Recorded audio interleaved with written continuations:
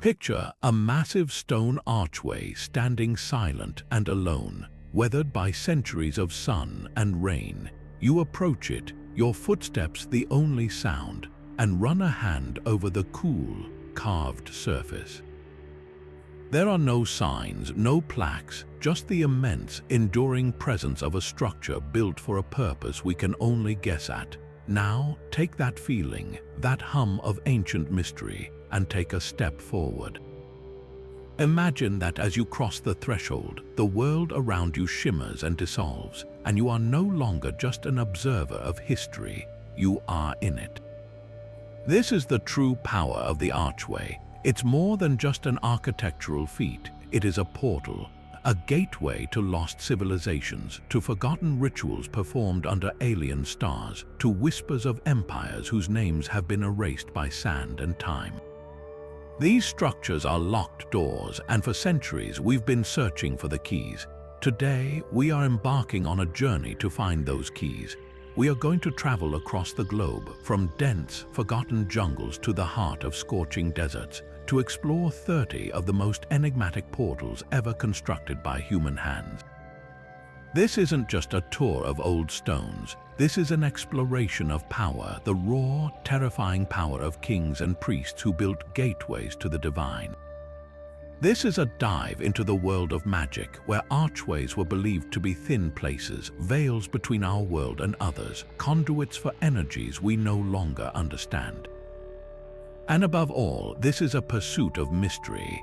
We will stand before these thresholds and confront the unsolved historical puzzles they represent. Why were they built here? What were they meant to keep in, or more frighteningly, to keep out? The answers we find may very well challenge everything we think we know about the ancient world and the people who shaped it. So, let that initial curiosity you felt become a genuine sense of wonder. Let it become the excitement of a shared discovery, because this journey is for everyone who has ever looked at a ruin and felt a tug, a silent question echoing from the past. It's for everyone who suspects that our history books are merely the introduction to a much grander, stranger, and more incredible story. Together, we will walk through these archways, not with the certainty of modern knowledge, but with the open-eyed awe of an explorer seeing them for the first time, ready to listen to the tales they have been waiting centuries to tell. Our journey begins in the arid hills of the Peloponnese in Greece, where the air is thick with the dust of millennia and the echoes of a civilization that gave birth to legends. Here stands our first portal, the Gate of Mycenae. Constructed around 1250 before the Common Era, this is not a delicate or ornate entryway. It is a statement of raw, unassailable power. You are faced with a massive 20-ton limestone lintel, a single slab of stone so enormous that for centuries, later Greeks believed only the mythical Cyclopes, the one-eyed giants of lore, could have possibly placed it there. This is the Cyclopean masonry that defines Mycenae, and it immediately communicates one thing: whoever built this was not just building a wall, they were building a fortress meant to endure for eternity. But it is the sculpture above that gate that truly captures the imagination and has sparked debate for as long as anyone can remember. Carved directly into the hard limestone is a relief of two powerful, facing beasts, their front paws resting on a single, tapered altar. For a long time they were called lions, but many scholars now look closer and see the distinct lack of manes, suggesting these are actually lionesses. They are lean, muscular, and utterly majestic, their heads now lost to time, but their imposing presence remains undiminished. Between them stands a Minoan-style column, a curious and deliberate detail. This column, wider at the top than the bottom, is an architectural form from the advanced Minoan civilization on Crete, which the Mycenaeans had conquered. Its placement here is a profound symbol. It is a permanent trophy, a declaration that the power of Crete now belonged to Mycenae. These lionesses aren't just guarding a city, they are flanking the very emblem of their dominance, a permanent stone banner proclaiming their supremacy over the Aegean world. This gate was far more than a physical barrier, however.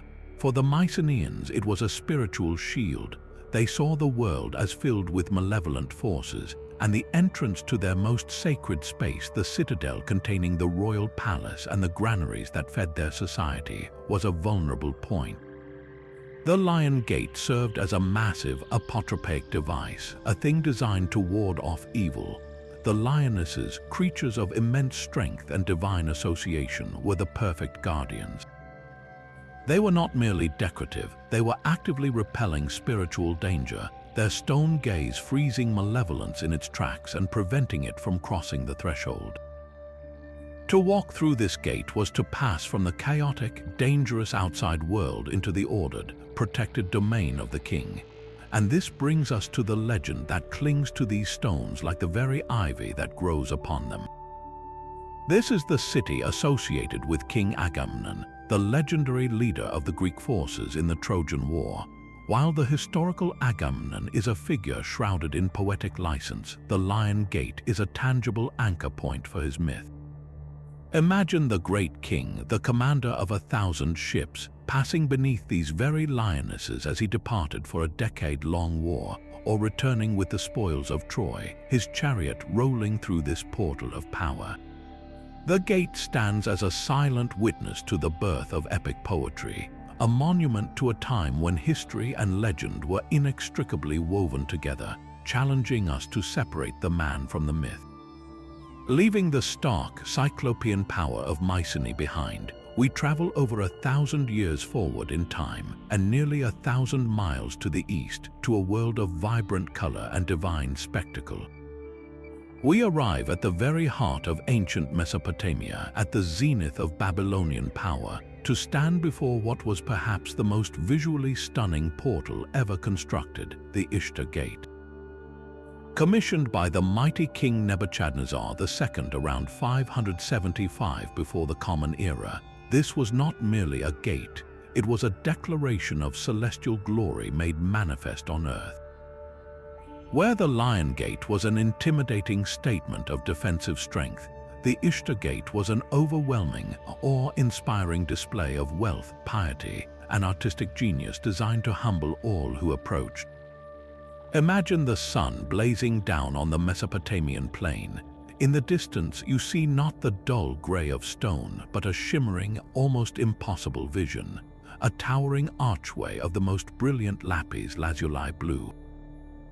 The entire structure, standing nearly 50 feet high, was clad in glazed bricks of this deep, precious hue, a color associated with the divine and the cosmic.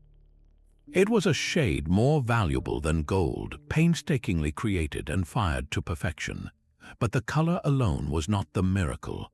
Covering this dazzling blue background was a procession of over 570 relief animals, each molded from separately glazed bricks and set into the wall. They march in alternating rows, magnificent muscular bulls representing the weather god Adad, fierce, scaled Mushasu dragons, the sacred animals of the city's chief god, Marduk, and powerful, striding lions, associated with the goddess of love and war, Ishtar, for whom the gate was named. This was not random decoration. This was a holy procession in clay and glaze, a permanent, divine guard of honor lining the processional way into the city's inner sanctum. This gate served as the eighth and most magnificent entrance into the inner city of Babylon, the final and most glorious threshold before one reached the temple of Marduk and the legendary ziggurat that may have inspired the biblical Tower of Babel. Its function transcended the military or the practical. It was the focal point of the most important event in the Babylonian calendar, the New Year's festival or Akitu. During this 12-day celebration, this gateway became a living, breathing portal between the human and the divine. Statues of the gods, including Marduk himself, were carried out through this gate along a decorated processional way, only to be triumphantly returned amidst music, chanting, and overwhelming pageantry. The belief was that during this ceremony, the gods themselves would descend and pass through the Ishtar Gate to take their place in the city's temples. So when a citizen of Babylon stood before this structure, they weren't just looking at a beautiful wall. they were looking at the very doorway through which the deities entered their world. It was a conduit for divine power, a guarantee of cosmic order, and the king's divinely sanctioned right to rule. King Nebuchadnezzar left an inscription on the gate that speaks to this purpose with startling clarity.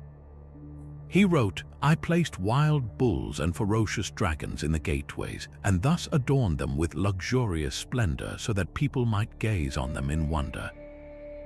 He achieved that goal beyond his wildest dreams. The gate was an instrument of political and spiritual propaganda, a permanent monument to a kingdom at the peak of its confidence, a civilization that believed it could build heaven on earth. While the Lion Gate of Mycenae whispers of legendary heroes and a grim, martial strength, the Ishtar Gate shouts in a chorus of color and faith about a society that sought to invite the gods to walk among them, creating a portal not just of brick and glaze, but of pure, unadulterated wonder. Our journey now takes us from the vibrant, God-filled streets of Babylon to a place of stark and silent majesty, high in the Bolivian Andes. Here, at an altitude that steals the breath, lie the ruins of Tiwanaku, the capital of a powerful pre-Incan empire that flourished over 1,000 years ago. And at its heart stands our third portal, a structure of such profound mystery and technical prowess that it seems to defy the very capabilities of its creators, the Gateway of the Sun. Carved from a single colossal block of andesite stone weighing an estimated 10 tons, this archway does not announce its power with roaring beasts or dazzling colors. Its power is in its silence, its precision, and the enigmatic story etched across its surface for centuries. Dominating the gateway's facade is an intricate, deeply carved relief that immediately captures and holds your attention. At the center stands a formidable figure, often identified by later Inca tradition as Viracocha, the creator god. This is not a gentle deity. He is stern and imposing, holding a staff of authority in each hand. His head is crowned with a radiant headdress from which tears stream down his cheeks, a haunting detail that has been interpreted as divine sorrow for the human condition or perhaps as life-giving rain. Flanking him in perfect, symmetrical rows are 48 smaller figures. 32 have human faces, while 16 have condor heads, and all seem to be running toward the central god in a posture of reverence or flight. But this is more than a religious scene. Many scholars believe it is a complex calendar in stone. The central figure, the 30 human-like attendants, and the condor-headed figures may represent a sophisticated lunar solar count, a stone almanac that tracked the cycles of the sun and moon to organize agriculture and ritual in this harsh, high-altitude environment. Yet the true, enduring mystery of the Gateway of the Sun lies not just in its carvings, but in its very existence. How was this monolithic archway created? The andesite stone used is incredibly hard, denser than granite, and the nearest quarry was many miles away across the flat but challenging Altiplano. The Tiwanaku people had no draft animals, no wheels, and no known system of pulleys. The logistics of extracting a single, perfect block of this size, transporting it, and then carving it with such flawless, crisp lines and geometric precision remains one of the great unsolved puzzles of ancient American archaeology. The joins between the gate and its surrounding structures are so perfectly fitted that, in some places, you cannot slide a razor blade between the stones. This is a level of stonemasonry that would not be seen again in the Americas until the time of the Incas, who themselves revered Tiwanaku as the site of creation. This leads us to the haunting question of its purpose. What was this massive, singular portal actually for? It was found by archaeologists in the 20th century, not standing upright but toppled and broken. Its original location and orientation are therefore part of the mystery. Some researchers propose it was the central entrance to a sacred, walled courtyard, a kalasasaya, where only the highest priests and nobility were permitted to cross its threshold. To pass through it was to move from the profane world into the realm of the gods, a literal and spiritual transition. Others suggest its alignment with the sun during the equinoxes made it a powerful astronomical device. On those specific days, the first rays of the sun would strike the central deity, perhaps symbolically bringing the stone carving to life with divine energy. But there is another, more tantalizing theory. Given its isolated, monolithic nature, could it have been a standalone portal, a gateway not for the living but for spiritual entities? Perhaps the winged figures are not just running toward Viracocha, but are shown emerging from the gateway, representing spirits or celestial beings passing from one dimension into our own. The Tiwanaku people left no written records, and so the Gateway of the Sun stands in eternal, silent testimony to a genius we can measure but cannot fully comprehend, a locked door from a lost world, challenging us to find the key to its secrets. From the silent, high-altitude mysteries of Tiwanaku, we now travel across the world and into the very heart of a bustling, triumphant empire. Our next portal takes us to the Roman Forum, to walk the same sacred road as emperors and citizens 2,000 years ago. Here stands the Arch of Titus, a masterwork of white Pentelic marble that seems to embody the very confidence and power of ancient Rome itself. Erected around 81 of the Common Era by Emperor Domitian to honor his deified brother Titus, this arch is not shrouded in the same esoteric mystery as the Gateway of the Sun. Its message is stark, brutal, and intentionally clear. It is a monument to absolute victory and a permanent record of a conquest that would reshape world history. As you pass beneath its single grand archway, you are immediately confronted by the history carved into its inner walls. Two famous relief panels tell a sequential, devastating story. On one side, you see a vibrant, moving scene. Roman soldiers in a triumphant parade carrying the sacred spoils of war plundered from the Second Temple in Jerusalem. At the center of this procession, lifted high for all to see, is the seven-branched menorah, the golden lampstand that was the most sacred symbol of Jewish faith. The carving is so deep and masterful that the scene feels alive. You can almost hear the clamor of the crowd and the marching of boots.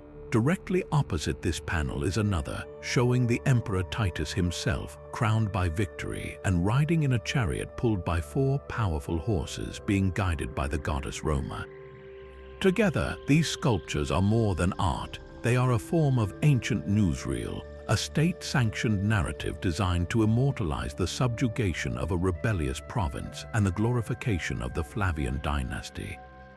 This arch was, in its essence, supreme propaganda, a stone bulletin announcing to every citizen and foreign envoy that Rome's power was absolute and its reach was divine. But this structure was far more than a static billboard. Its location was critically chosen for maximum impact. The arch stands squarely on the Via Sacra, the sacred way, the main processional road through the Roman Forum. This was the very route that triumphant generals and emperors would travel during their lavish victory parades. The arch itself functioned as a literal gateway on this path. To walk through it was to ritually reenact the triumph of Titus, to tread in the symbolic footsteps of conquest. For a Roman citizen, passing under this arch was an act of patriotic participation, a physical connection to the military might that sustained their world. It framed the view of the Forum ahead, constantly reminding everyone that the grandeur of Rome was built upon the spoils of vanquished foes. It was a brilliant piece of psychological architecture, blending the sacred, the political, and the military into a single, powerful experience.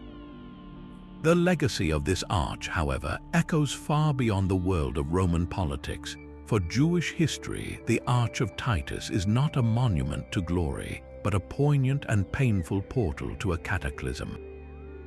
The sack of Jerusalem and the destruction of the Second Temple in 70 of the Common Era was a devastating event that led to the Jewish diaspora, the scattering of the Jewish people from their ancestral homeland.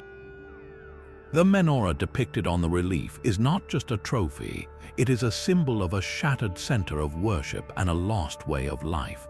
For centuries, a tradition held that it was forbidden for Jews to walk under this arch, as it represented their subjugation and the desecration of their most holy site.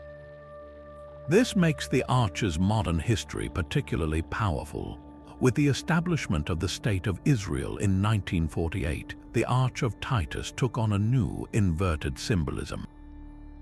The very menorah that was carried away into captivity became the model for the emblem of the modern nation. This ancient portal of Roman triumph was transformed by the tides of time into a silent witness to Jewish resilience and return, a stone that holds two diametrically opposed historical memories within its curved space. But while the Arch of Titus in Rome celebrated a conquest already achieved, other Roman arches were built on the very edges of the empire, not as monuments to past victory, but as bold declarations of a civilization planting its flag in what it considered untamed soil. For our fifth portal, we journey to the sun-scorched highlands of modern-day Algeria, to a place that time almost forgot, the ancient Roman colonial town of Timgad. And here, standing remarkably intact against a stark landscape, is the magnificent Timgad Arch of Trajan, a triple gateway that served as the grand entrance to a meticulously planned city and a symbol of Rome's unwavering ambition to transform the world in its own image.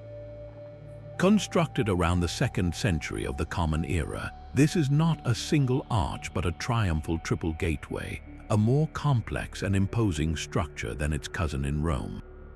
Its grandeur is immediately apparent. Built from a warm, golden sandstone, it rises on 4 massive pedestals, each supporting a towering, elegantly fluted Corinthian column. The columns themselves are crowned with intricately carved acanthus leaves, that classic symbol of the Corinthian order, speaking to a refined aesthetic even in this remote military outpost. The central archway is the largest, once allowing chariots and important processions to pass through, while the 2 smaller side arches were for pedestrians, creating a structured flow of traffic that mirrored the Roman love for order. At its apex, a dedicatory inscription would have proclaimed the glory of Emperor Trajan, under whose reign this colony was founded, forever linking this gateway to the power of the emperor and the might of the empire he commanded. This arch's primary function was profoundly symbolic.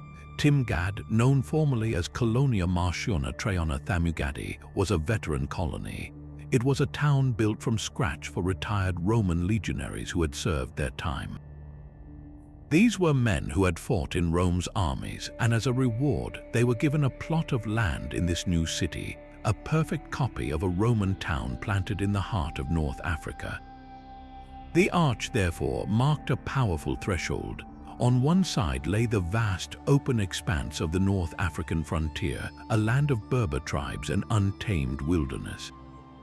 On the other side was Timgad itself, a perfect grid of streets complete with a forum, a library, a theater, and public baths, a little piece of Rome transplanted across the sea.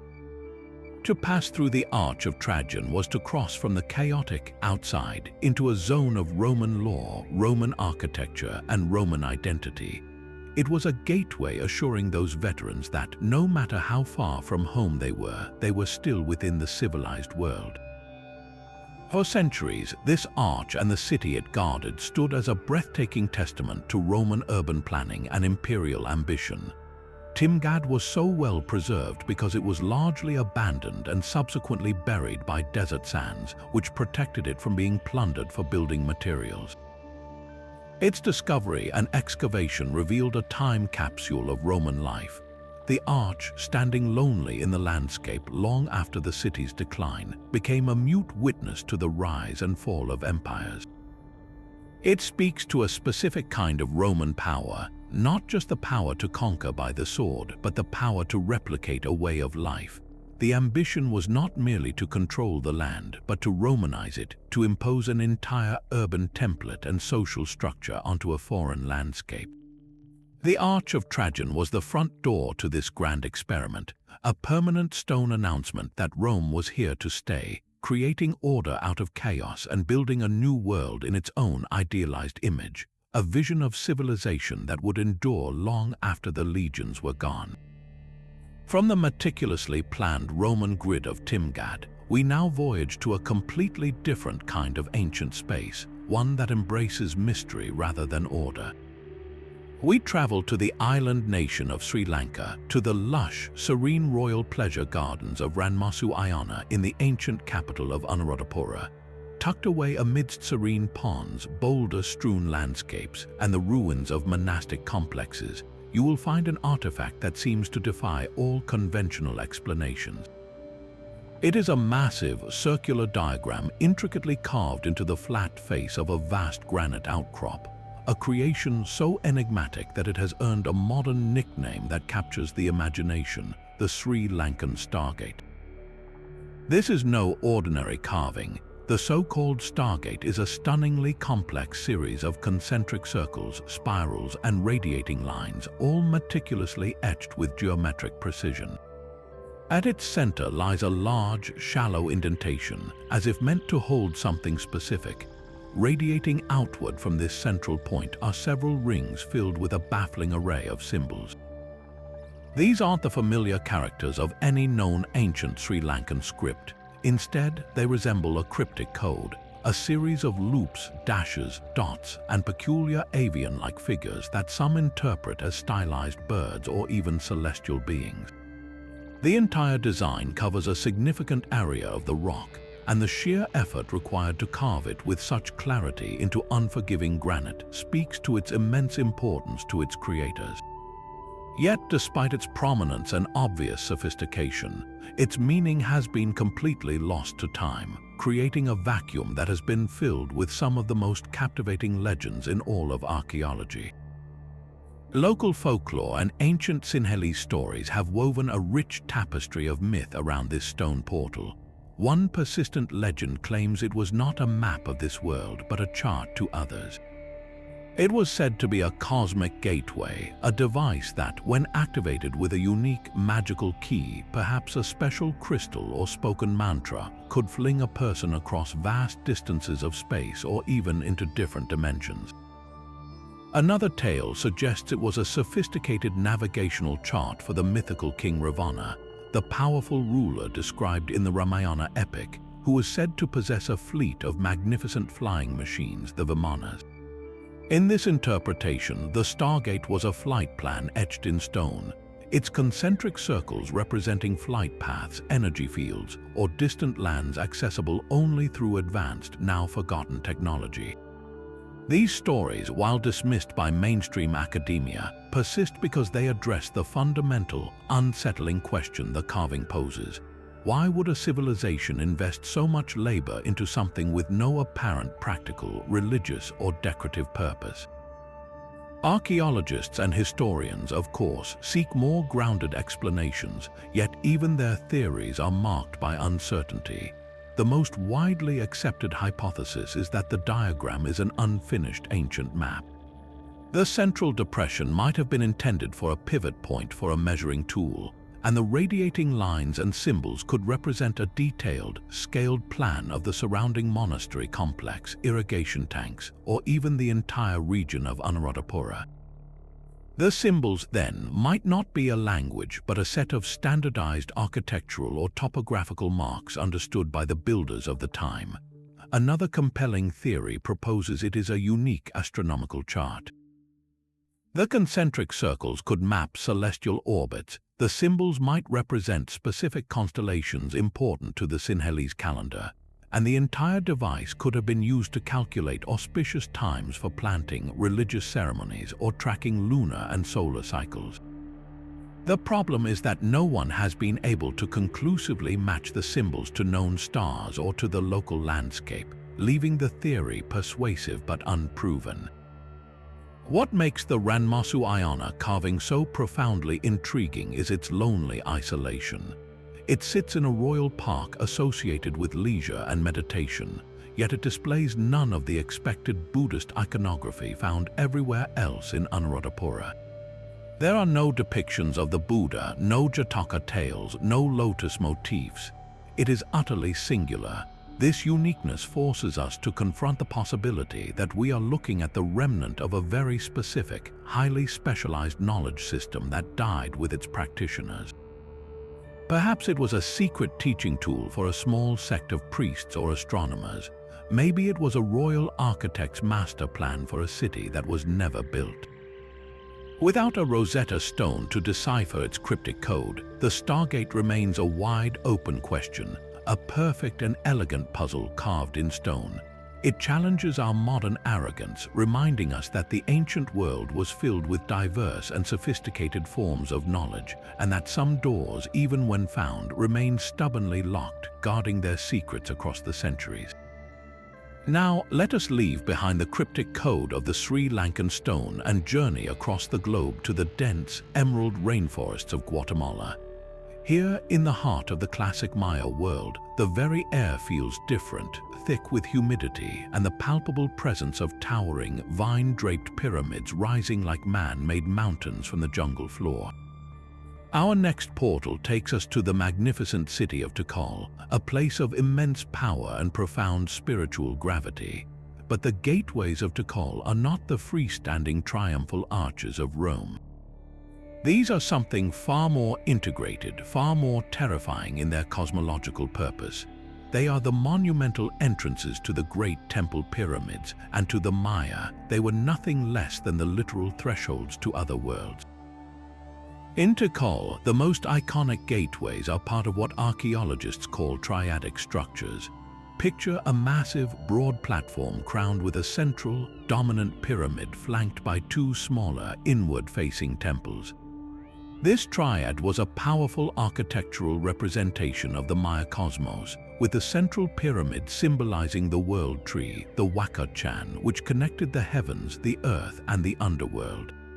The grand, corbel-vaulted doorways that pierced the base of these central pyramids were the focal points of this cosmic model. To stand before one was to stand at the mouth of a portal. The Maya did not believe these were merely symbolic. They believed these stone frames were active conduits, liminal spaces where the veil between realms was at its thinnest. When a king or high priest stood in that darkened doorway, they were positioned at the very axis of the universe, straddling the line between the world of the living and the terrifying, nine-layered underworld of Xibalba. These portals were not passive architectural features. They were stages for the most critical rituals of state and spirit. The Maya kings, or Kayuhul Ajor holy lords, derived their power from their claimed ability to communicate with ancestors and deities. The temple doorway was their primary instrument for this communication. It was here, framed by the massive stone blocks of the corbelled arch, that a king would perform bloodletting rituals. He might pierce his tongue or genitals with a stingray spine, allowing his royal blood to fall onto bark paper, which was then burned. The rising smoke and the vision-inducing trance that followed were believed to open the portal, allowing the king to journey into the spirit world or to summon ancestral spirits forth. The doorway itself was the conduit. An inscription from a Maya site describes a ruler entering the road at a portal, a euphemism for this spiritual travel. For the people witnessing this, the king was not just a man in a fancy headdress. He was a living conduit, a shaman king using the physical gateway to manipulate the very fabric of reality and secure the favor of the gods for his people. This function as a cosmic doorway was further reinforced by a breathtaking fusion of architecture and astronomy. The Maya were meticulous observers of the heavens, and they engineered their sacred spaces to interact with the celestial dance. At Tikal, the alignment of certain structures with solar events like the solstices and equinoxes was absolutely intentional. On these specific days, the sun would rise or set in perfect alignment with a temple doorway, flooding the dark interior with a blade of light or casting a specific shadow across a threshold. This was not a coincidence, it was a calculated, dramatic event. The sun itself was seen as a deity, and its light, piercing the portal on these auspicious days, was perceived as the god physically entering or energizing the gateway. It was a divine validation of the portal's power and the king's role as its guardian. The architecture captured a moment of cosmic harmony, turning a day marked on a calendar into a live, awe-inspiring spectacle that confirmed the entire Maya worldview. So, while the Roman arches commemorated military triumphs and the Sri Lankan Stargate remains an indecipherable puzzle, the portals of Tikal served a dynamic, ongoing purpose. They were the central stations in a living, breathing spiritual network. Every ritual performed in their shadow, every solstice sunrise that illuminated their depths, was a recharge of cosmic energy, a reaffirmation of the covenant between the king, his people, and the gods. To walk through one today is to feel the echo of that sacred duty, a reminder that for the Maya, the grandest structures were not just homes for the dead or monuments to power. They were active, vibrating doorways built to maintain the balance of the universe itself. Yet the soaring stone pyramids of the Maya were not the only ancient civilization to build portals that defied the very limits of architectural possibility. Our journey now sweeps us from the humid jungles of the Americas to the sun-baked plains of Mesopotamia once more, but to a different era and a different empire altogether. Here, in what is now modern-day Iraq, stands the shattered but still awe-inspiring remnant of a hall that was once the envy of the world, the Arch of Ctesiphon, known locally as Tak Kasra. If the gateways of Tikal were portals to the spirit world, then the Tak Kasra was a portal to the very heart of earthly power, the throne room of the mighty Sasanian Persian Empire, and to this day, it remains the largest single-span brick vault arch ever constructed. To stand before its ruins is to be humbled by sheer scale. Imagine a wall of baked brick towering over 100 feet high, and from it, soaring outward in a single, breathtaking curve, a vaulted archway with a span of over 80 feet. It is not built up from many smaller stones like a Roman arch, but is a magnificent, uninterrupted sweep of brickwork, a parabola of such audacious proportions that it seems to defy gravity itself. This was no mere entrance, it was the Iwan, the monumental, vaulted hall that formed the centerpiece of the Sasanian palace complex. This arch was the entire front wall and roof of the throne room, a space designed to swallow sound and overwhelm any visitor with its immensity. The caliphs who later conquered this region were so stunned by its grandeur that they famously wrote, "Tak Kasra is the only work of which, at the sight of it, the soul is seized with astonishment." Even in its current state, with a massive section of the right-hand side collapsed, the structure commands a silent, profound respect, a ghost of its former self that still whispers of unparalleled ambition. The engineering behind this single-span marvel is a story of lost genius. The Sasanian builders used neither wood for scaffolding nor concrete for support, as the Romans did. Their primary material was sun-dried mud brick, reinforced with kiln-fired bricks set in a revolutionary gypsum mortar that acted almost like a primitive concrete, binding the structure with incredible strength.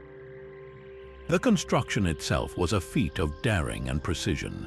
Historians and engineers believe the masons built the arch layer by layer, with each curved ring of bricks cantilevering slightly over the one below, relying on the quick-setting mortar to hold the shape until the final keystone bricks at the top locked the entire vault into a monolithic, self-supporting whole. The risk of catastrophic collapse during construction must have been immense. This was not an arch built against a hillside for support. It was a freestanding facade, a delicate dance of physics and material science executed on a colossal scale. The fact that it has stood for nearly 16 centuries, surviving earthquakes, wars, and the relentless desert sun, is a testament to the Sasanian mastery of their craft, a secret that seems to have been largely lost after their empire fell. But the Tak Kasra was far more than an engineering trophy. It was the ultimate symbol of Sasanian power and the gateway to a court of legendary splendor.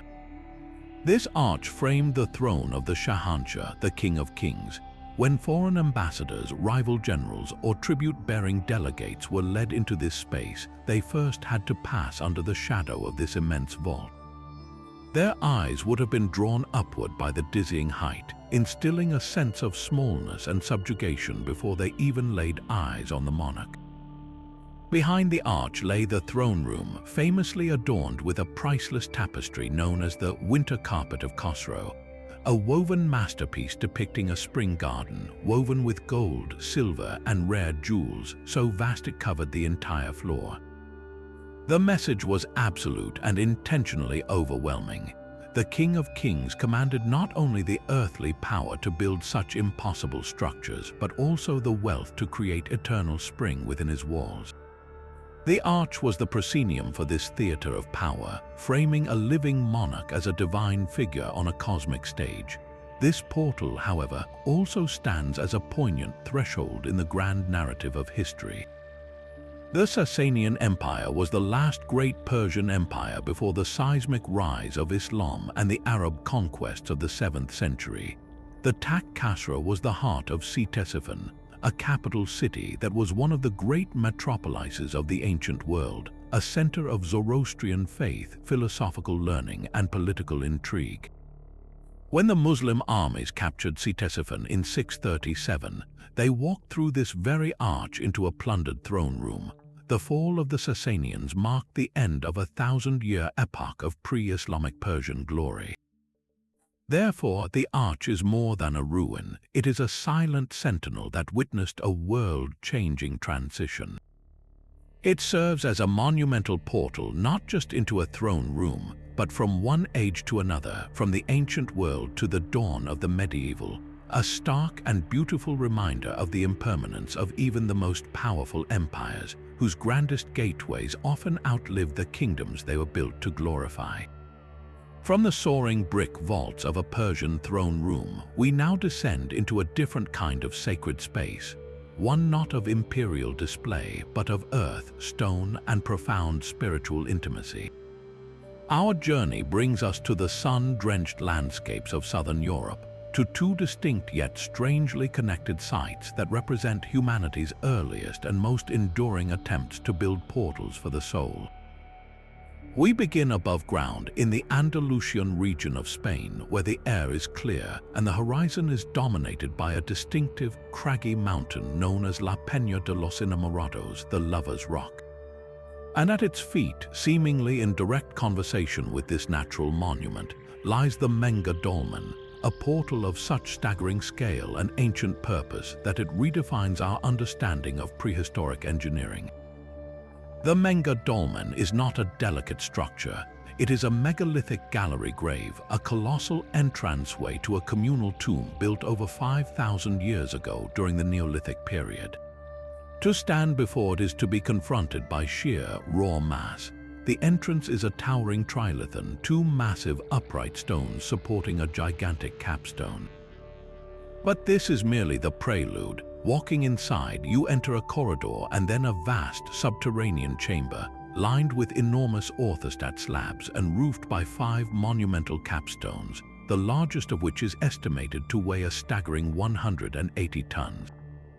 The engineering challenge of moving and positioning such a block without metal tools or the wheel is almost incomprehensible. It would have required the coordinated labor of hundreds, perhaps thousands, of people over generations, a communal effort that speaks to a shared, unwavering belief in the importance of this place. This was more than a grave, it was a capital project for the afterlife.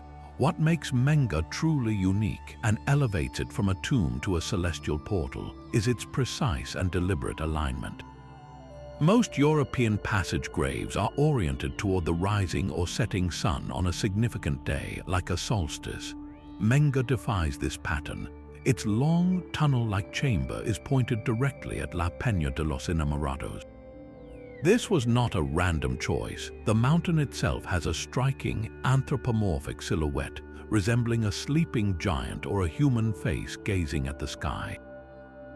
For the Neolithic people who built Menga, this mountain was undoubtedly a sacred, numinous landscape feature, a deity in stone. By aligning their massive dolmen with it, they were creating a permanent, physical link between the realm of the living and the realm of the ancestors. The archway of Menga, therefore, becomes a conduit. It frames the sacred mountain for those outside, and for the dead placed within. It points their spirits toward this powerful, earthly manifestation of the divine, guiding them on their journey into the next world. But this concept of building a portal to facilitate the soul's journey finds an even more intense and claustrophobic expression if we travel southeast, across the Mediterranean to the tiny island nation of Malta. Here, buried deep beneath the unassuming town of Paula, lies the Hal-Saflieni Hypogeum, an entire underground sanctuary carved from the living limestone over 5,000 years ago. Where Menga is a single grand entranceway, the Hypogeum is a labyrinthine underworld city of the dead, spread over 3 intricate levels that descend more than 30 feet into the earth. It is a negative image of a temple, not built up from the ground but meticulously hollowed out from it, a sacred secret held within the planet itself.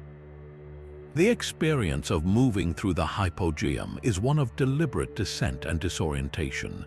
You leave the bright Maltese sunlight behind and enter a maze of oval chambers, spiraling passages, and alcoves carved to mimic the above-ground megalithic temples of Malta. The walls are smoothed to perfection, and some chambers are adorned with ancient red ochre spirals and patterns, symbols whose meanings are lost to time. But the true heart of this subterranean labyrinth, and its most famous portal, is the so-called Oracle Room. This small, circular chamber is accessed through a doorway that is itself a masterpiece of acoustic engineering. The room possesses a powerful and unnerving resonance. A deep voice spoken or chanted in a specific niche within the room is not just amplified, it is transformed. The sound vibrates through the entire chamber, echoing and modulating, creating an otherworldly effect that seems to come from the very walls and floor.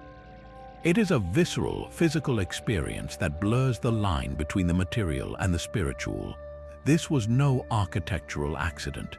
The builders of the Hypogeum understood the power of sound to alter consciousness and to create a sense of awe and presence. During funerary rituals, a priest or shaman's voice projected through this acoustic doorway would have been transformed into something disembodied and divine, the voice of an ancestor or a god speaking from the underworld. The Oracle Room's doorway, therefore, functioned as an auditory portal.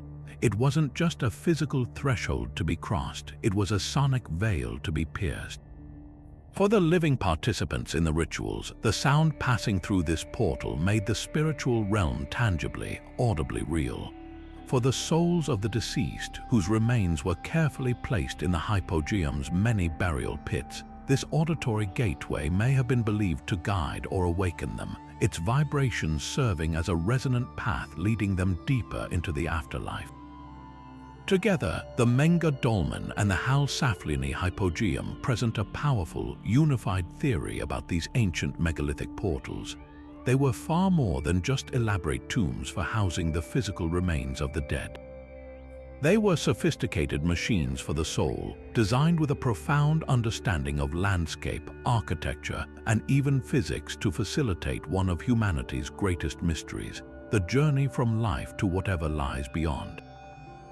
The massive, mountain-aligned stones of Menga provided a visual and symbolic pathway, a cosmic pointer for the departing spirit. The echoing, subterranean chambers of the Hypogeum provided an immersive, sensory experience of the afterlife itself, using sound and carved stone to create a palpable, terrifying, and sacred underworld. In both cases, the architecture itself was the ritual. The portal was the vehicle, a carefully crafted threshold across which the community believed their loved ones, and perhaps even their priests, could travel. Leaving the echoing subterranean chambers of Malta behind, we embark on a journey to a much grander and more formidable scale of portal building, one that stretches across mountains and deserts to protect an entire civilization. We now travel to China, to the most famous defensive structure ever conceived by humanity, the Great Wall. But the wall itself was not a continuous, unbroken line. Its true power lay in its strategically placed, heavily fortified gates. These were the choke points, the controlled valves in the vast artery of the empire, and two of the most legendary are the Sanmenxia Hangu Pass and the Jayayuguan Fortress. Together, they represent the eastern and western sentinels of the Chinese world, two arches that were far more than military installations. They were the ultimate psychological thresholds between order and chaos. First, let us journey to the east, to the Hangu Pass. Picture a landscape of dramatic, rugged mountains, where the only viable path for an army or a trade caravan is a narrow, natural corridor squeezed between towering peaks. This is the Hangu Pass, a gateway so strategically vital that it was fought over and rebuilt for centuries, from the Warring States period through the Han Dynasty.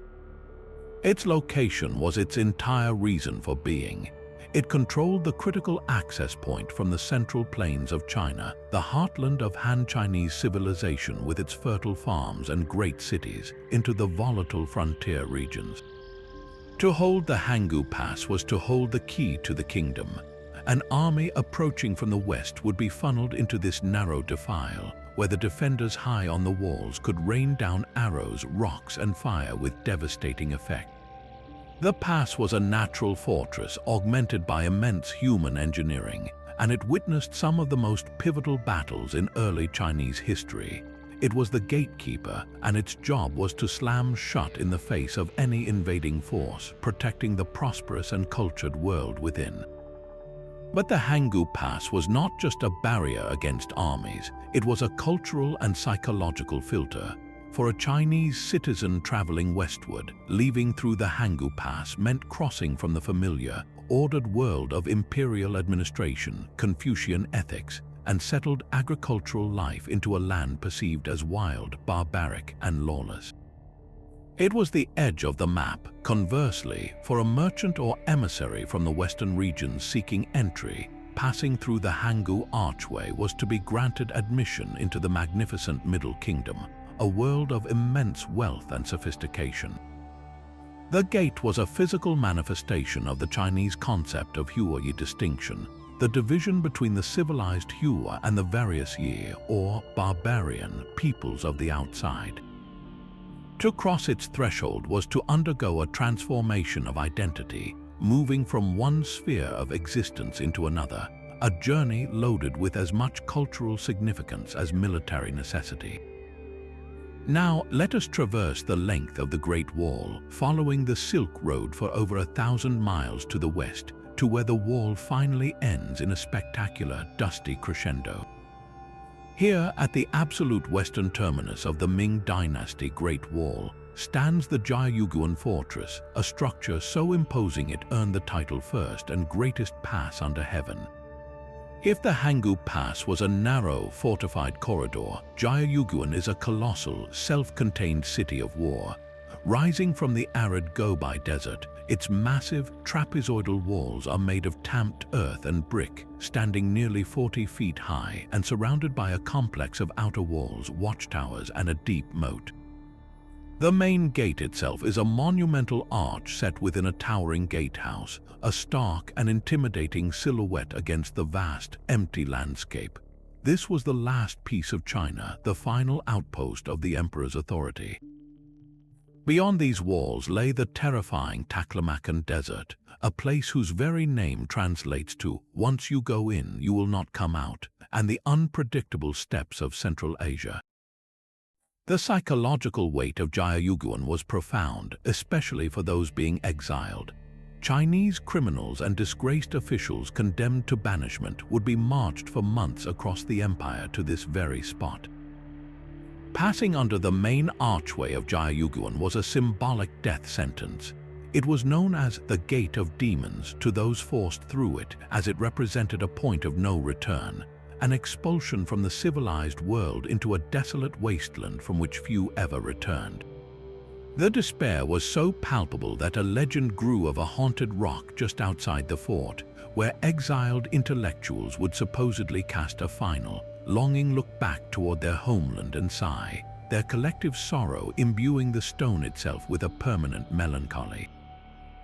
Yet, for the caravans traveling the Silk Road, this same archway was a beacon of hope and opportunity.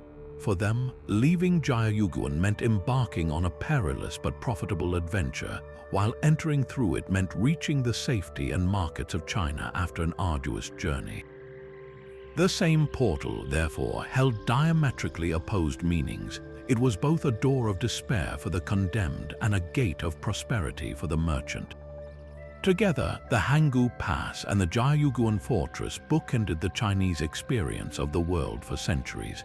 They were the ultimate expressions of a civilization that defined itself in opposition to what lay beyond its borders. They were not just walls of stone and mortar, but walls of the mind, reinforcing the idea of a privileged central civilization surrounded by a tumultuous and lesser outside. These arches regulated the flow of people, goods, and ideas, but more importantly, they controlled the flow of identity itself. To stand before either was to confront a fundamental choice: to remain within the safe, structured order of the Middle Kingdom, or to venture beyond the arch into the great, terrifying, and unknown expanse of the world. From the sprawling defensive gates of the Great Wall, we journey back to the very heart of another empire, to a city where grand public monuments were as much about spiritual statecraft as they were about military might. In Rome, nestled in a quiet valley between the Capitoline and Palatine hills, stands an arch unlike any other you have encountered on our journey. This is not the single-span arch of Titus celebrating a specific victory, nor is it a triple gateway like Timgad's. This is the Arch of Janus, a massive, four-sided, almost block-like structure of white marble that rises like a silent, enigmatic cube in the ancient Forum Boreum, the city's old cattle market. Its unique quadriform shape, a tetrapylon, means it has four identical arched passageways facing the four cardinal directions, allowing a continuous flow of traffic to pass directly through it from every point of the compass. But this was far more than a convenient urban intersection. This was a portal dedicated to one of the most ancient and fundamental gods in the entire Roman pantheon, a deity who literally held the keys to the empire's fate. The arch was dedicated to Janus, the two-faced god. He is almost always depicted with one face looking forward into the future and another gazing back into the past, making him the divine embodiment of transitions, of doorways, of beginnings and endings. His very name gives us the month of January, the threshold of the new year. But his role in Roman state religion was far more profound than just a symbol of new starts. Janus was the god of all gates, all passages, all comings and goings. As such, he was the first god invoked in any public prayer or ritual, because to reach any other deity, you first had to pass through his domain. The Arch of Janus in the Forum Boreum was his temple, a permanent, physical manifestation of this belief. It wasn't just a monument to him, it was considered a house for his spirit, a massive, four-way gateway through which his power flowed, and his watchful eyes observed all movement in the city. This architectural marvel served a direct and vital function in the spiritual and political life of Rome. Within the arch, there were likely small shrines or altars in the four spandrels, the spaces between the arches where priests could perform rites directly to Janus. But the arch's most powerful role was as the earthly counterpart to a far more famous and now lost gateway, the Temple of Janus Geminus in the Roman Forum. That temple was a small, ceremonial gateway, not a grand arch, but its ritual significance was immense. Its doors held a symbolic power that could sway the fortune of the entire state. According to historical tradition, the doors of this temple were left wide open during times of war. This was not an invitation for invasion, but a spiritual necessity. It was believed that by opening the gates of Janus, the god of beginnings would march out with the Roman legions, granting them his favor and clearing a path to victory. The open door allowed the martial energy of Rome to flow forth unimpeded with Janus at its head. Conversely, when Rome was at peace, the doors of the Temple of Janus were ceremonially closed. This was an event so rare and so momentous that it was recorded as a supreme achievement of an emperor's reign. A closed door meant the god was home, that his work was done, and that the violent transitions of war had ceased. It signaled a state of perfect, if temporary, equilibrium. The great historian Livy noted that from the legendary founding of the city by Romulus until the reign of Emperor Augustus, the gates had been closed only a handful of times. The Arch of Janus in the Forum Boreum, while its own distinct structure, resonated with this same symbolic power. It stood as a constant marble reminder of this state ritual. Every citizen walking through its 4 passageways was, in a way, participating in a smaller, daily version of this grand imperial rite, moving under the gaze of the god who governed all of Rome's transitions, both great and small. This makes the Arch of Janus perhaps the most conceptually profound portal we have yet encountered. Where other arches commemorated a specific battle or marked a physical boundary, the Arch of Janus was a barometer for the very soul of the Roman Empire. Its symbolic state, mirroring the open or closed doors of its central temple, was a direct reading of Rome's fortune. An open gateway meant a nation mobilized for conflict, its divine protector marching alongside its armies. A closed gateway represented a rare and hard-won peace, a nation turned inward, secure behind its spiritual defenses. The arch was therefore a conduit for divine favor on a colossal imperial scale. It translated the abstract concept of war and peace into a simple, powerful binary, an open door or a closed one.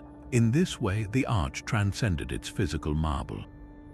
It became a living, breathing entity in the Roman consciousness, its perceived condition directly linked to the security and prosperity of the entire known world, a perfect fusion of stone, faith, and political destiny that stood watch over the comings and goings of an empire.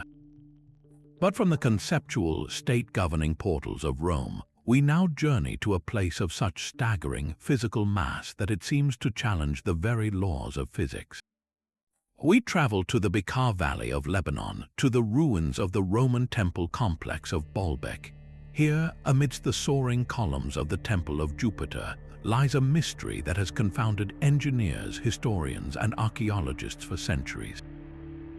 It is not a free-standing archway, but something far more foundational and, in its own way, far more incredible, the Trilithon.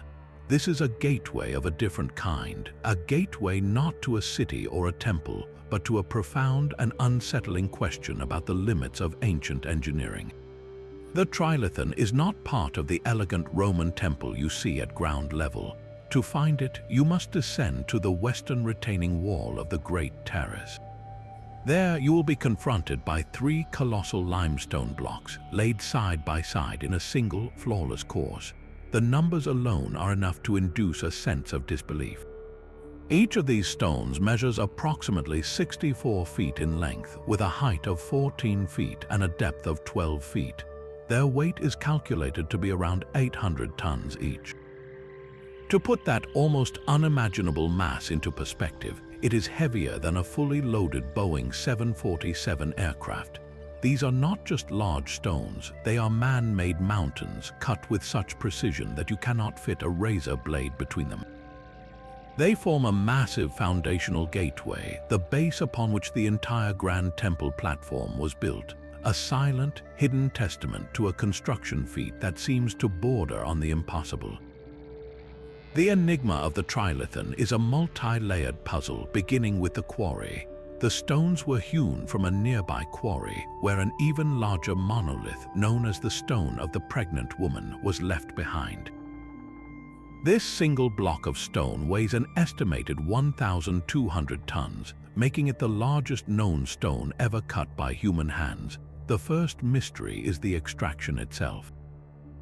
How did workers, even with Roman technology, manage to undercut and separate such monolithic blocks from the living bedrock without shattering them? The precision of the cuts suggests an advanced understanding of stonework, but the scale defies all conventional explanations of Roman-era capabilities, which typically involved moving stones a fraction of this size. Then comes the second and even more baffling part of the puzzle: transportation. The quarry is less than a mile from the temple site, but moving an 800-ton block across that distance is a logistical nightmare that modern engineers still struggle to comprehend. The Romans are known to have used massive wooden sleds, rollers, and capstans powered by hundreds of men and oxen. But the sheer weight of the trilithon stones would have crushed any known wooden rollers into splinters and snapped the thickest ropes. The friction alone would have been insurmountable with the technology we attribute to them. How did they traverse the uneven ground, make any necessary turns, and deliver these behemoths to the site without a catastrophic mishap? The feat seems to demand a technology or technique that has been lost to history. Finally, we arrive at the third and perhaps most incredible mystery, the lifting and placement. Once at the site, these 800-ton blocks had to be lifted over 20 feet in the air to be set perfectly into position on the wall. Roman cranes, such as the polispastos, were powerful, but they were designed for stones weighing up to perhaps 100 tons. The idea of hoisting something 8 times that weight and then maneuvering it with millimeter precision is so far outside the documented capabilities of Roman engineering that it forces us to consider other possibilities. This is where the theories diverge into the realm of the extraordinary. Some researchers point to a potential lost technology, perhaps a method of sound levitation or a form of anti-gravity described in obscure texts, a knowledge possessed by a pre-Roman civilization that inhabited the site. Others look to local legend, which claims the stones were moved by a race of giants or that they were the work of the jinn, supernatural beings of fire and air from Arabian mythology, commanded by King Solomon himself. The Roman explanation, while the official historical account feels almost as mythical, it is a testament to the sheer will and organizational power of the empire that they could even attempt such a project. They may have used an enormous earthen ramp, rolling the stones up an artificial mountain of dirt and then carefully lowering them into place, a project requiring a workforce of thousands laboring for years. Yet, even this theory has its holes, as the construction and subsequent removal of such a ramp would have been a monumental task in itself. The trilithon, therefore, stands as a permanent challenge to our historical narrative. It is a portal that does not lead to a spirit world or a different empire, but to a forgotten chapter in human capability. It forces us to wonder if we have underestimated the ingenuity of our ancestors, or if there are indeed pages missing from the book of ancient technology, leaving us to stare in humbled silence at 3 stones that continue to guard their secrets as effectively as any fortress wall. While Roman and Persian emperors built arches to celebrate their own temporal power, another gateway, sealed for centuries, awaits a very different kind of king. On the eastern wall of Jerusalem's old city, overlooking the Mount of Olives and the ancient valley below, stands a sealed portal so potent with prophecy that its very stones seem to vibrate with anticipation. This is the Golden Gate, a double-arched entrance walled up with stone, and it is perhaps the only archway on earth whose primary significance lies not in what it was, but in what it is prophesied to become, a portal for the divine. Unlike the tangible, historical triumphs commemorated by other arches, the Golden Gate is a monument to a future event, a locked door awaiting a key held not by man but by God. Its physical appearance is striking in its state of deliberate closure. 2 grand pointed arches, a style characteristic of its Byzantine or early Islamic reconstruction, are visible, but they are filled in with rugged stonework. This sealing was a direct and calculated act. In the 16th century, the Ottoman Sultan Suleiman the Magnificent, upon rebuilding Jerusalem's walls, ordered the Golden Gate permanently sealed. History tells us this was a defensive measure, but tradition and popular belief insist upon a more profound motive. Suleiman, it is said, was advised by his Jewish counselors of a powerful prophecy from the Hebrew Bible that the Messiah would one day enter Jerusalem through this eastern gate. In a strategic attempt to thwart this divine prophecy, to literally block the path of the promised Redeemer, Suleiman had the gateway bricked up and a Muslim cemetery planted directly in front of it, believing that a priestly Messiah would not defile himself by walking through a graveyard. This act of architectural defiance, however, only amplified the gate's mystique, transforming it from a simple entrance into a sealed vessel of sacred expectation. For Jewish tradition, the gate's significance is rooted deeply in the words of the prophet Ezekiel. In a vision of a future restored temple, Ezekiel proclaims, "The glory of the God of Israel came from the way of the east. And the earth shined with his glory." He then is told, "This gate shall be shut, it shall not be opened, and no man shall enter in by it, because the Lord, the God of Israel, hath entered in by it, therefore it shall be shut." This powerful passage is interpreted to mean that the Shekinah, the divine presence of God, once departed from a prior temple through this eastern gate, and will one day return through it with the coming of the Messiah. The current sealed state of the gate is seen by many as an eerie and perfect fulfillment of this very prophecy. It is shut, awaiting the one for whom it will be miraculously reopened. To stand before it is to stand at the very threshold where history and redemption are destined to collide. Christian theology embraces this same Eastern orientation with profound resonance, but through a different lens. In the New Testament, the Gospels describe Jesus' triumphal entry into Jerusalem, riding on a donkey with crowds laying palm branches before him. This event, commemorated on Palm Sunday, is traditionally believed to have occurred from the Mount of Olives, leading directly toward this eastern gate. For Christians, Jesus is the Messiah, and his entry was a fulfillment of prophecy. Furthermore, the book of Acts describes Jesus' ascension into heaven from the Mount of Olives, and Christian eschatology holds that his second coming will see him return in the same way, descending upon the Mount of Olives and entering the city once more through the eastern gate. Thus, for the faithful, this sealed archway is the future point of return for Christ in glory, making it a central focal point for pilgrimage and end times expectation. Within Islam, the site is also profoundly holy, known as the Bab al-Dahabi or the Gate of Mercy. It is associated with divine judgment and mercy. Islamic tradition holds that this is the gate through which the righteous will pass on the day of judgment, and some traditions link it to the eventual coming of a righteous ruler. The cemetery placed before it by Suleiman is itself a sacred Muslim burial ground, further layering the site with spiritual weight. This convergence of faiths creates a unique and powerful dynamic. The Golden Gate is not just a Jewish or a Christian symbol. It is a rare, tri-religious portal where the deepest messianic hopes of three world faiths intersect and focus on a single sealed arch. The very air around it feels charged with competing and parallel prayers, all directed at the same stones. Today, the gate remains resolutely shut, a silent, powerful symbol of unresolved hope. It does not commemorate a past victory of man, but patiently awaits a future triumph of the divine. Archaeologists may debate the layers of its construction, from the ruins of earlier gates to its current form, but for millions, its true archaeology is not of stone and mortar, but of faith and prophecy. It is a locked door at the center of the world's spiritual imagination, a testament to the enduring human belief that history is moving toward a moment of glorious culmination.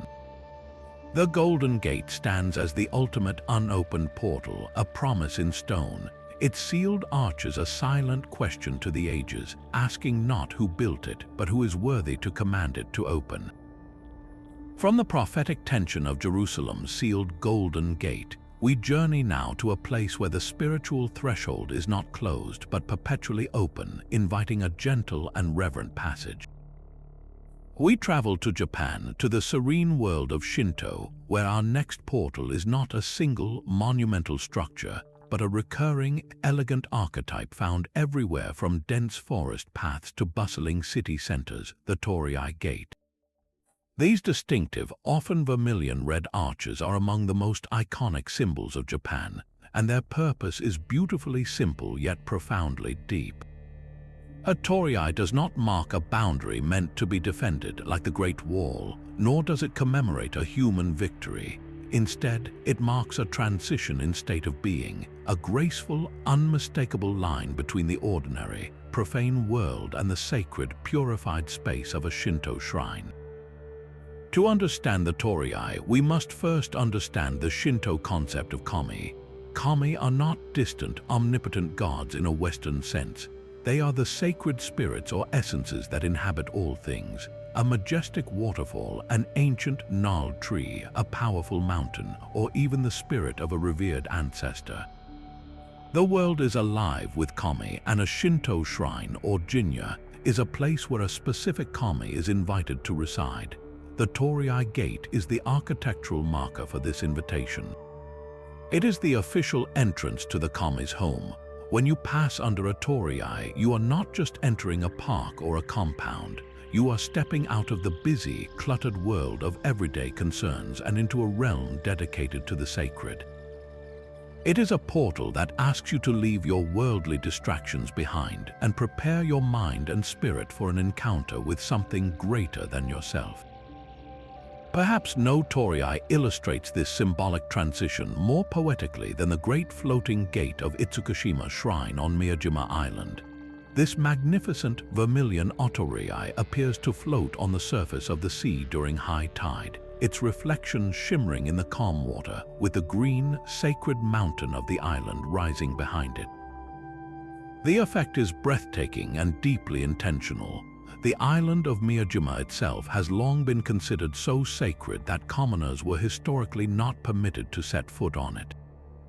The shrine was built over the water, and the great torii was erected farther out in the bay, creating a clear, staged approach. Pilgrims would arrive by boat, passing through this grand gateway on the water before even reaching the shrine's piers. This design physically enacts the spiritual journey. You move from the open sea, the profane world, through the torii, the purification threshold, and into the shrine complex, the sacred realm. The gate does not just mark the boundary. The gate is the boundary, a stunning architectural manifestation of a spiritual idea. The act of passing through the torii is itself a ritual of purification. Before walking through, it is customary for visitors to pause and perform a slight bow, a small but significant gesture of respect for the kami within. This moment of pause is crucial. It is a conscious decision to cross over, to prepare oneself. The torii's form reinforces this. Its simple, elegant structure, two vertical pillars supporting two horizontal crossbeams, the upper one often curved upwards, creates a frame that literally refocuses your view. It directs your gaze forward along the sacred path, the sando, that leads to the main hall of the shrine. The space under the torii is a liminal zone, a brief moment of transition where you shed the impurities of the outside world. You are not meant to walk directly through the center of the gate. That central path is reserved for the kami. Instead, you walk slightly to the left or right, a gesture of humility that acknowledges you are a guest entering a divine space. While the floating torii of Itsukushima is the most famous, the world of torii is richly varied, with different styles, materials, and colors all carrying subtle meaning. The two main structural styles are the Shinmei style, with straight, clean lines and a simple upper lintel, and the more common Myojin style, which features the gracefully curved upper beam seen at Itsukushima. Their color, too, is significant. The vibrant vermilion red made from mercury sulfide is not merely for beauty. In Shinto belief, this color is considered apotropaic. It wards off evil spirits and protects the sacred space. It is a color of life, energy, and the sun. However, not all torii are red. At shrines dedicated to agricultural kami, you may find torii left in their natural, unpainted wood, symbolizing a deep connection to the earth and the natural world. And at the very grand Fushimi Inari shrine in Kyoto, you encounter not one, but thousands of torii donated by merchants and businesses, forming a mesmerizing, seemingly endless tunnel of vibrant red gates climbing the mountainside. Walking through this corridor is an immersive experience. a powerful physical manifestation of passing through countless spiritual thresholds on a journey deeper into the sacred. Ultimately, the timeless power of the torii lies in its elegant simplicity and its universal message. It does not demand awe through overwhelming scale like the Arch of Ctesiphon, nor does it guard a secret like the Sri Lankan Stargate. Its function is gentle but firm, to make us aware of a transition we might otherwise miss. In the modern, fast-paced world, a torii gate standing at the edge of a city park or forest path serves as a quiet reminder to slow down, to be present, and to acknowledge the sacred that interpenetrates our everyday reality. It is a portal that requires nothing more than a respectful heart and a mindful step to cross, offering a moment of peace and a connection to a nature-based spirituality that has endured for millennia, a beautiful, enduring threshold between the human and the divine. Yet, for all its monumental presence, the Arch of Galerius holds an even deeper secret. It functions as a sophisticated piece of political propaganda, a stone-carved briefing on the complex power structure of the era known as the Tetrarchy. In the late 3rd century, the Roman Empire had grown so vast and was besieged by so many crises that a single emperor could no longer effectively govern it. The Emperor Diocletian devised a solution, the Tetrarchy, a rule of 4. There would be 2 senior emperors called Augusti and 2 junior emperors called Caesars. The arch was built by Galerius, who began as a Caesar under Diocletian, and its reliefs are not merely a celebration of his personal victory. They are a calculated visual argument for the legitimacy and success of this 4-emperor system. In several key panels, we see the 4 tetrarchs depicted together, often in nearly identical, stylized forms, their arms around each other in a show of harmony and shared purpose. They are presented as a united front, a divine and impenetrable team chosen by the gods to restore order to the world. This was a crucial message for the citizens of Thessaloniki and any visiting dignitaries. The arch was a public bulletin, assuring everyone that the empire was no longer vulnerable to civil war or weak leadership. It framed Galerius's Persian victory not as a personal achievement, but as a direct result of the brilliant tetrarchic system, a triumph of imperial unity that guaranteed Rome's continued dominance.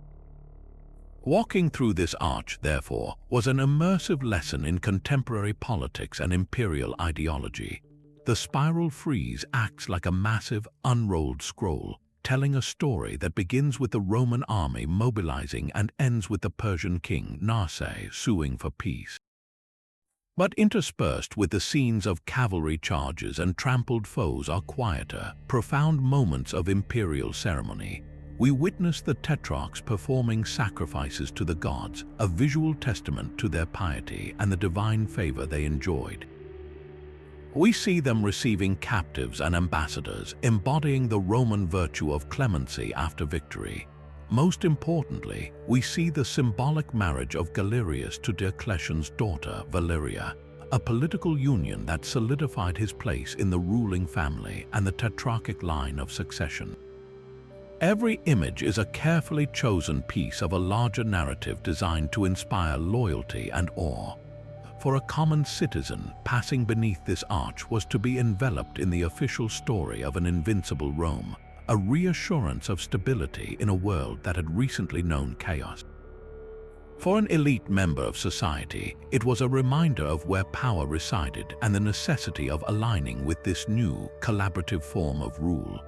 The arch's role as a portal extends beyond the political into the very spiritual landscape of the late Roman Empire.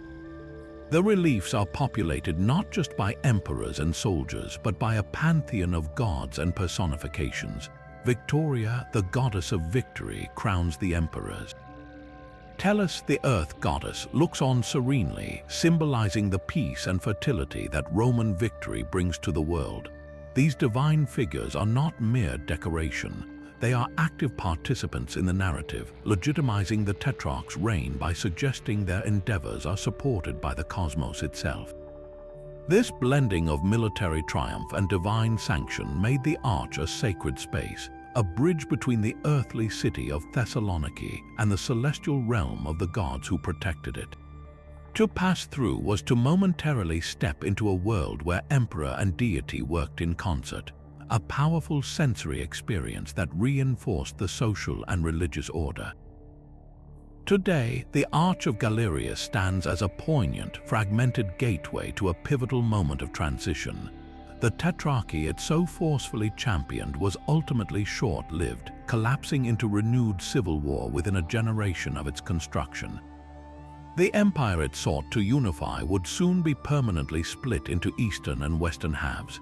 Yet the Arch remains, its stone narrative outlasting the political system it was built to glorify.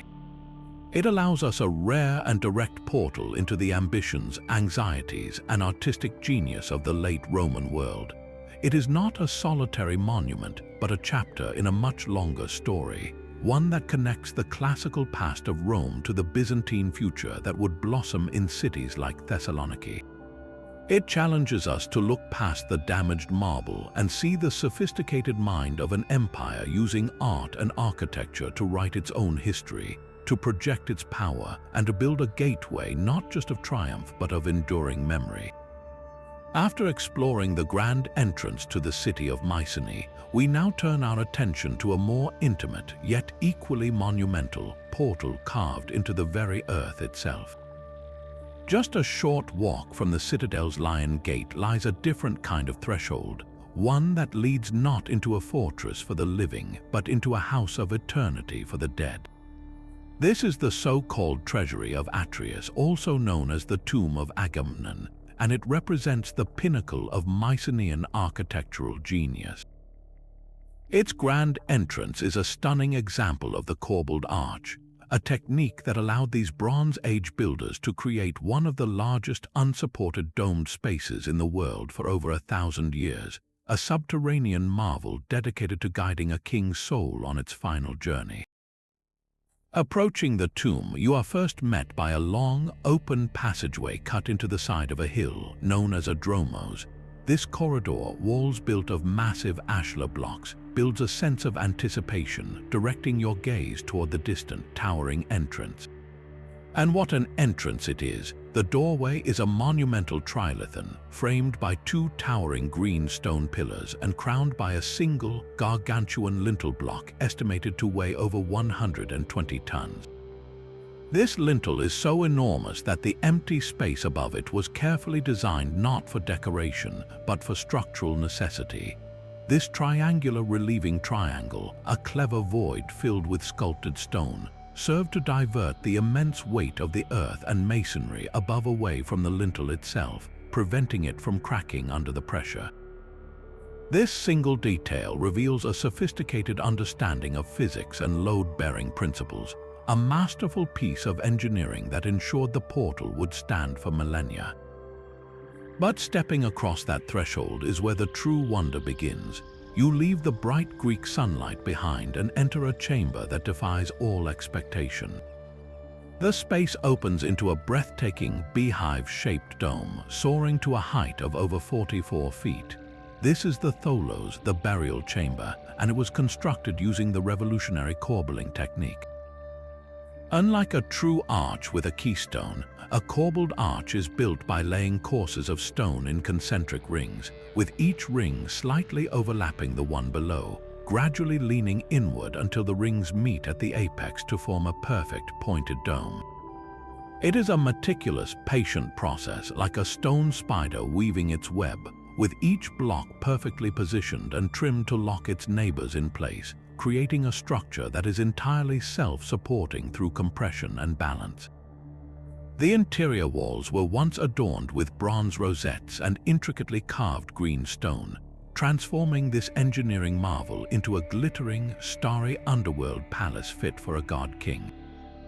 This magnificent chamber, however, was far more than a secure vault for treasure and a royal body. For the Mycenaeans, this entire structure was a cosmological device, a portal designed for a singular, sacred purpose, to facilitate the soul's journey into the afterlife. The long, dark dromos was not just an access ramp, It was a symbolic pathway, a conduit leading from the world of the living toward the realm of the dead. The massive doorway marked the ultimate threshold, the point of no return. Once the king's body was placed within and the entrance sealed, it was believed that his spirit would use this very passage to ascend. The towering, corbelled vault above was not merely a roof, it was a man-made mountain, a symbolic representation of the dome of the heavens, engineered to guide the royal soul upward.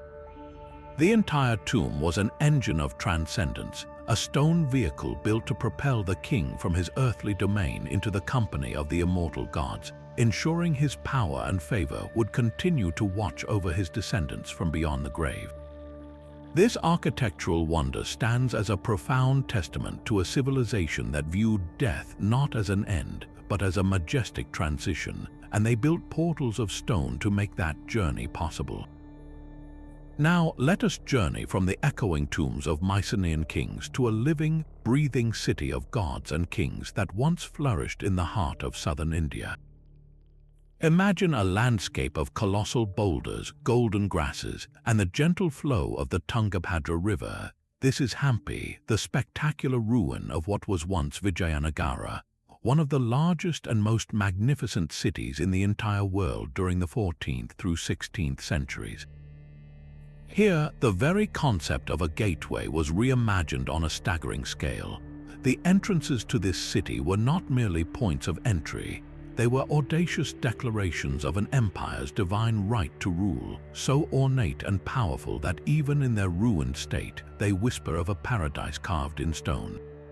To approach the royal and sacred centers of Vijayanagara was to undergo a gradual, overwhelming initiation into its splendor. The gates, known as gopurams in the Dravidian architectural tradition, were towering pyramids of sculpted divinity. Unlike the single-arch monuments of Rome, these were massive, multi-storied structures, each level crammed with a breathtaking density of carvings. Every inch of surface space was alive with a pantheon of Hindu deities. A serene Shiva danced his cosmic dance of creation and destruction. The powerful goddess Durga stood triumphantly over a demon buffalo, and Vishnu reclined upon the cosmic serpent, dreaming the universe into being.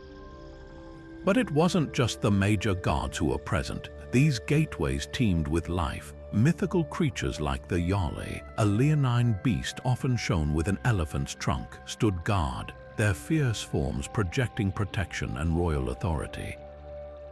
Interspersed among the divine figures were intricate scenes of courtly life processions of caparisoned elephants, musicians playing, dancers frozen in graceful movement, and nobles in conversation.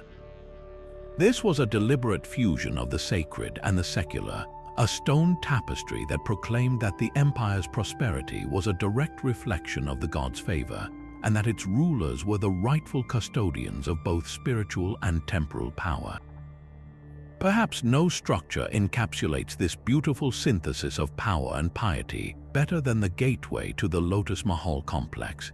While the Lotus Mahal itself is an elegant, two-story pavilion with arches resembling an open lotus bud, a space likely used by the royal women for leisure, the gateways that control access to its enclosed compound are masterpieces of symbolic defense.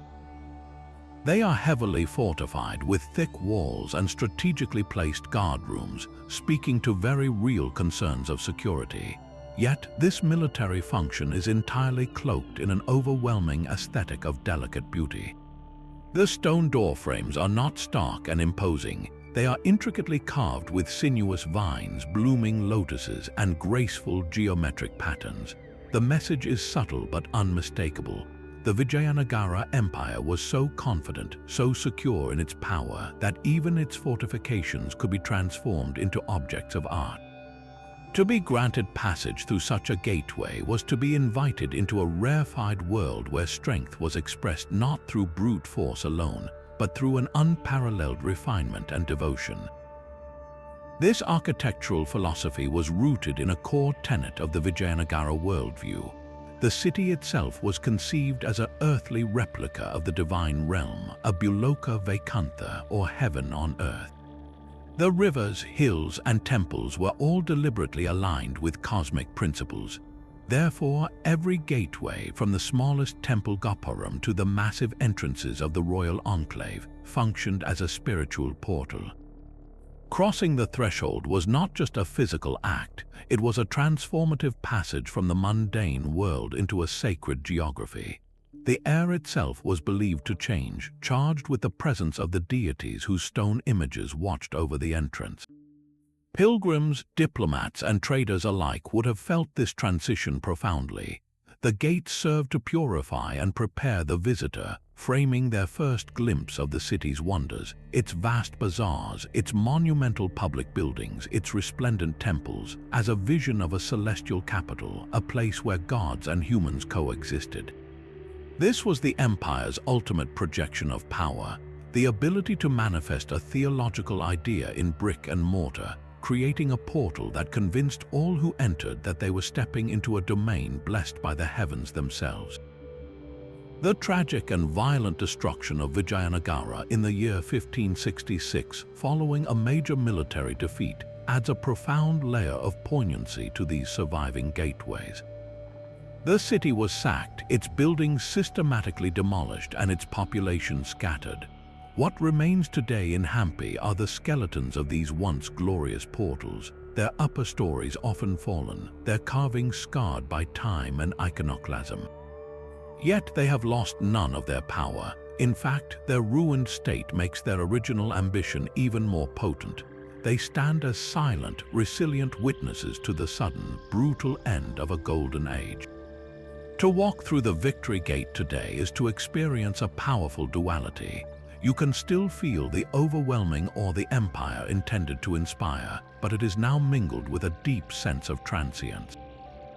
These portals, built to last for an eternity, now lead not into a bustling celestial city, but into a vast field of ruins, a hauntingly beautiful landscape that serves as a permanent testament to the fragility of even the most powerful empires, and the enduring, silent voice of the stones they left behind.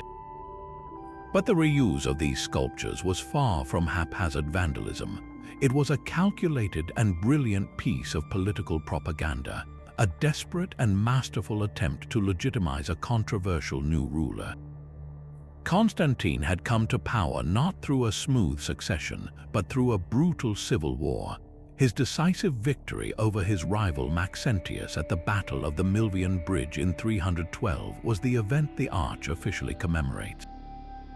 Yet Constantine was an outsider from a military background in the provinces, and his hold on power was initially tenuous. By stripping the monuments of Trajan, Hadrian, and Marcus Aurelius, emperors universally revered by the Roman Senate and people as the good emperors, Constantine was performing a kind of architectural magic. He was borrowing their prestige, their auctoritas, and grafting it directly onto his own reign. The message to the people of Rome was undeniable and visually overwhelming. Constantine was not a usurper, but the rightful heir to a golden age of Roman prosperity and stability. He was framing himself as the culmination, not the rupture, of a glorious tradition. This recycling also speaks to a profound and unsettling transition occurring within the empire itself.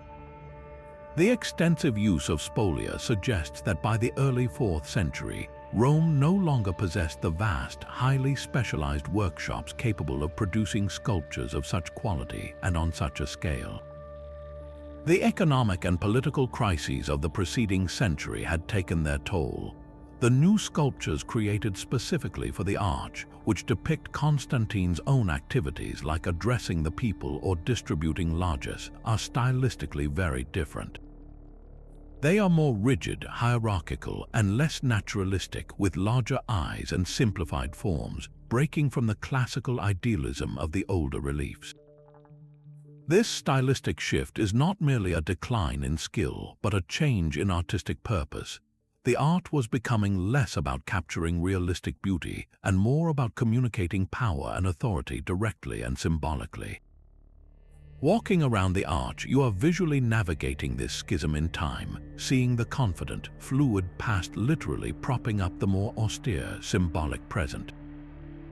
The ultimate historical irony of the Arch of Constantine, and what makes it such a uniquely layered portal, is the man it celebrates and the future he would ultimately set in motion.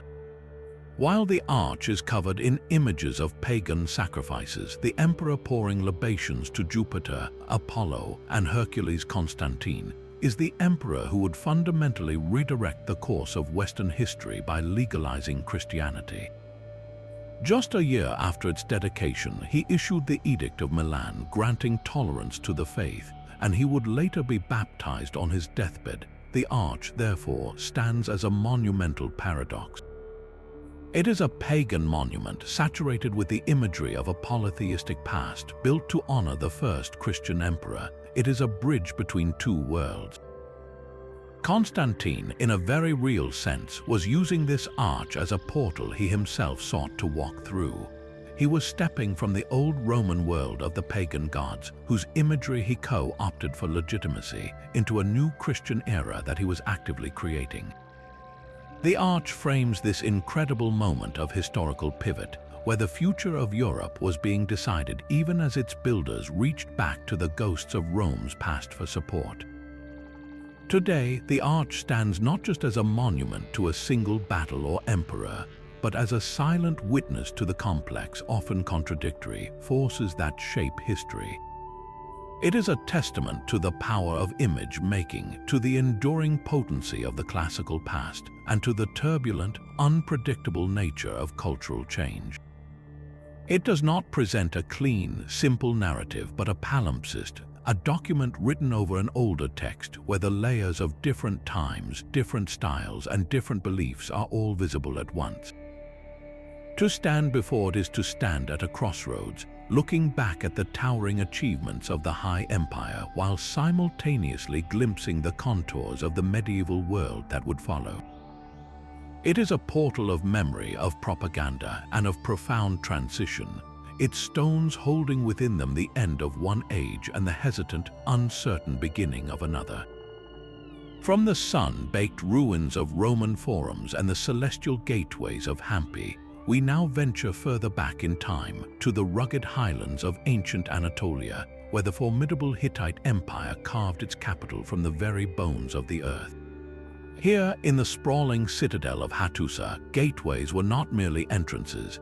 They were deeply spiritual fortifications, and two in particular, the monumental Stone Gate and the iconic Lion Gate, stood as the primary guardians of this Bronze Age superpower, serving as both impenetrable military checkpoints and potent conduits for divine protection. Let us first approach the city's southern entrance, the Stone Gate, known in Turkish as Yenaiskale. The name itself evokes a sense of unadorned, brute strength, and the structure lives up to its title. Imagine a narrow, towering passageway cut through the city's massive, sloping defensive walls, built from colossal blocks of dark, rough-hewn limestone.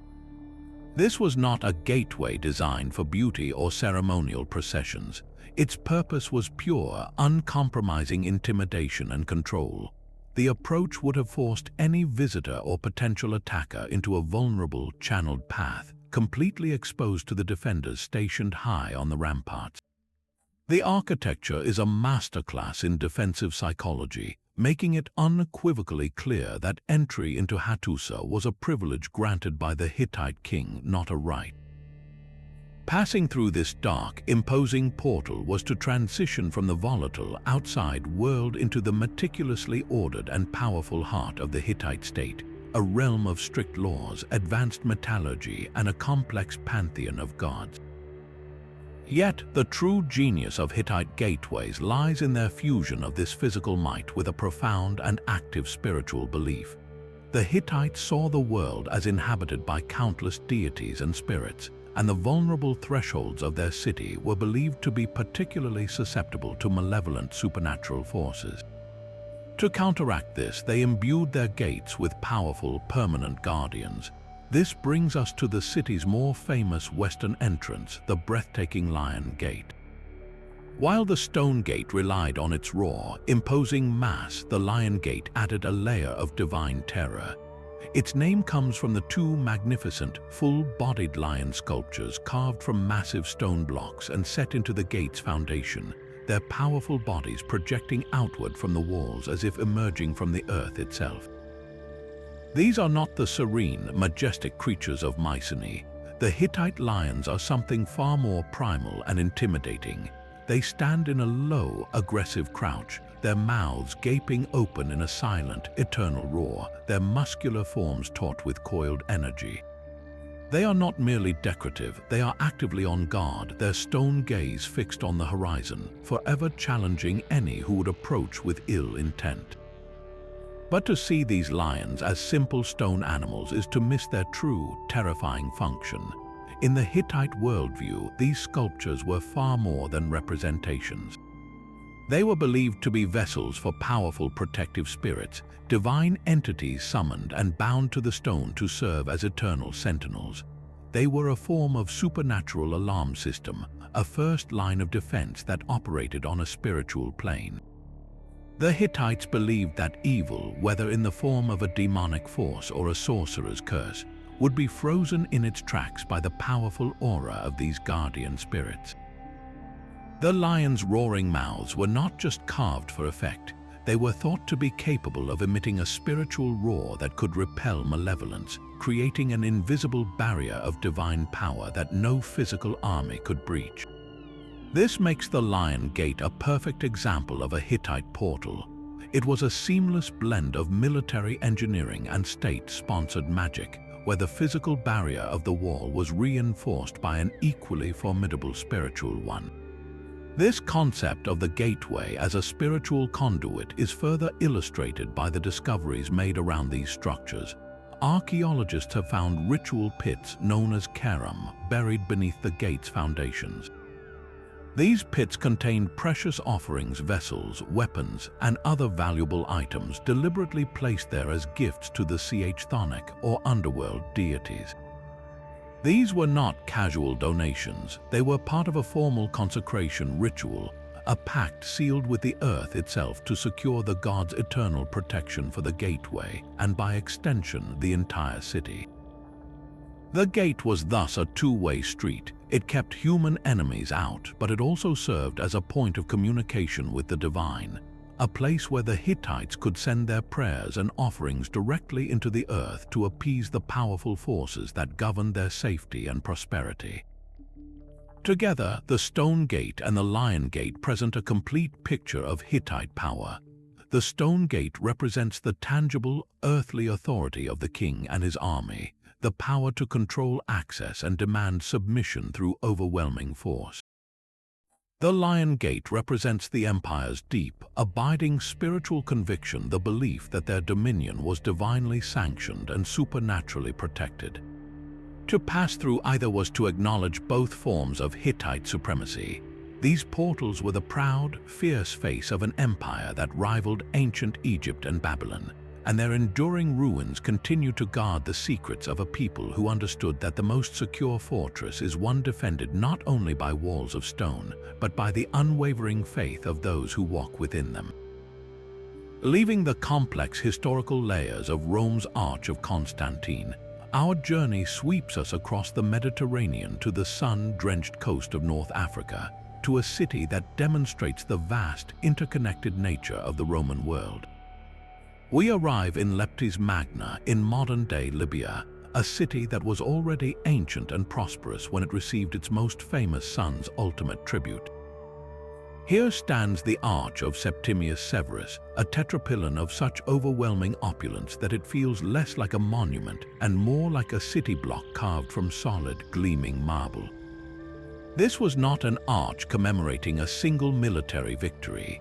This was a portal built to celebrate the origin story of an emperor, a monumental declaration that a man from this prosperous African province could ascend to rule the entire Roman Empire. The first thing that strikes you is its four-sided design. Unlike the single-span arches of Rome or the triple gateways of Timgad, this is a true tetrapylon, a massive quadrangular structure with four identical arched passageways facing the cardinal directions, allowing traffic to flow through it from every point of the compass. It functioned as a grand, circular intersection at the heart of the city, where the main north-south Cardo Road crossed the east-west decumanus, but this was no mere traffic roundabout. Its unique design was deeply symbolic. By opening to all four directions, it presented the Emperor Septimius Severus as a universal ruler, his influence and patronage radiating out to every corner of the known world. To walk through any of its passages was to move directly through the legacy of the city's most celebrated inhabitant, a constant physical reminder of his presence and power. And that presence was communicated through an almost dizzying level of artistry. The entire structure was sheathed in the most precious white marble, a lavish and expensive import that announced Leptis Magna's importance to the entire empire. But the marble was merely the canvas. Covering every available surface is a profusion of deeply carved reliefs that tell a very specific story. Instead of focusing solely on battlefield triumphs, the arch is a masterwork of political narrative and dynastic propaganda. We see Septimius Severus with his entire family, his formidable Syrian wife, Julia Domna, and their two sons, Caracalla and Geta. They are depicted in scenes of religious piety, making sacrifices to the gods, and in moments of imperial ceremony, presenting a public image of a stable, united, and divinely favored royal house. This was a crucial message for Severus, who had seized power in a civil war and needed to cement his new dynasty's legitimacy. The arch served as a massive stone billboard promoting the Severan family as the rightful, harmonious rulers of Rome. Yet, the most poignant and historically telling decorations are those that connect the emperor directly to his homeland. Interspersed with the imperial portraits are intricate reliefs of captured barbarians, bound and kneeling, representing the empire's defeated enemies. But alongside these traditional symbols of victory are lavish depictions of Dionysian revelry, vines heavy with grapes, playful cupids, and scenes of bountiful harvest. This was a deliberate celebration of the prosperity of North Africa itself, the breadbasket of Rome. The arch was not just about the emperor's power, it was about the province's vital contribution to that power. It glorified the fertile land that funded his campaigns and the thriving city that produced him. In this way, the arch functioned as a powerful two-way portal. For the local population, it was a source of immense pride, a testament that one of their own had reached the absolute summit of Roman society. For visitors from other parts of the empire, it was a stunning announcement of North Africa's wealth and significance, a region no longer on the periphery but central to the story of Rome itself. Ultimately, the Arch of Septimius Severus is a deeply personal gateway. It is the story of a local boy who made good, writ impossibly large in marble and placed at the center of his hometown. Every citizen of Leptis Magna who passed beneath its soaring vaults was participating in that story, sharing in the reflected glory of their most famous son. The arch transformed the entire city, prompting a massive building program funded by the emperor's patronage, including a new forum and harbor. It marked the point where Leptis Magna transitioned from a prosperous provincial city into an imperial showpiece. While other arches commemorate the subjugation of foreign lands or the glory of a specific battle, this tetrapylon celebrates the very idea of social and political ascent. It stands as a breathtaking testament to the surprising social mobility possible within the vast Roman Empire, a permanent portal commemorating the moment a man from Africa stepped through the highest door of power and held it open for his hometown to follow. Now, let us leave behind the grand imperial ambitions of Rome and the Hittites and step into a world where the portal's purpose is not to intimidate but to invite, not to proclaim power but to cultivate peace. We journey to the classical gardens of China, where our next gateway is a complete departure from everything we have encountered so far. Here, nestled within serene courtyards and nestled among bamboo groves, you will find the exquisite Moon Gate. This is not a structure of stone meant to withstand a siege or to awe a subject.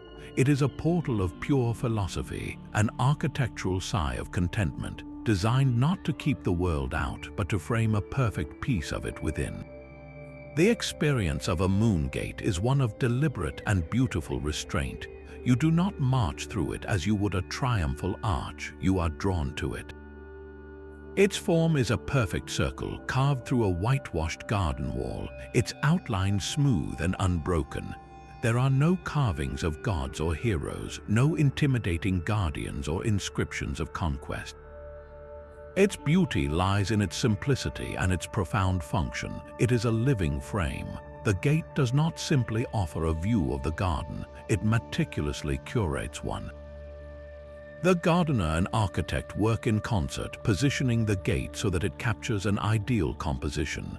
A gracefully arched bridge, a uniquely gnarled pine tree, a solitary rock rising from a placid pond.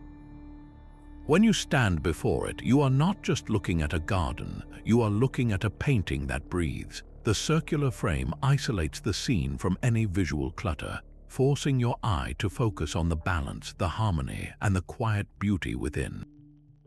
It is an instrument for teaching one how to see, transforming a casual glance into a moment of focused appreciation. This circular shape is deeply symbolic, rooted in centuries of Chinese philosophical thought. The circle represents the moon, a constant and gentle celestial body associated with coolness, reflection, and poetic inspiration, but its meaning runs even deeper. In Chinese cosmology, the circle symbolizes heaven, perfection, and the cyclical, unending flow of the universe, the seamless transitions from day to night, season to season, and life to death. The square, by contrast, often represents the Earth. By placing a circular moon gate within a square or rectangular wall, the garden designer is recreating a microcosm of the cosmos itself. The perfect circle of heaven harmoniously integrated with the stable square of Earth. To pass through this gateway, then, is not merely a physical act.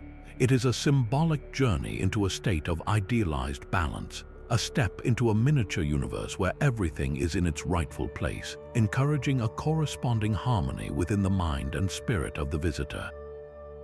Therefore, the ultimate purpose of the moon gate is to serve as a portal to a specific state of being, tranquility and contemplation. In the bustling, often stressful world outside the garden walls, the mind is scattered. The moon gate acts as a visual and psychological filter.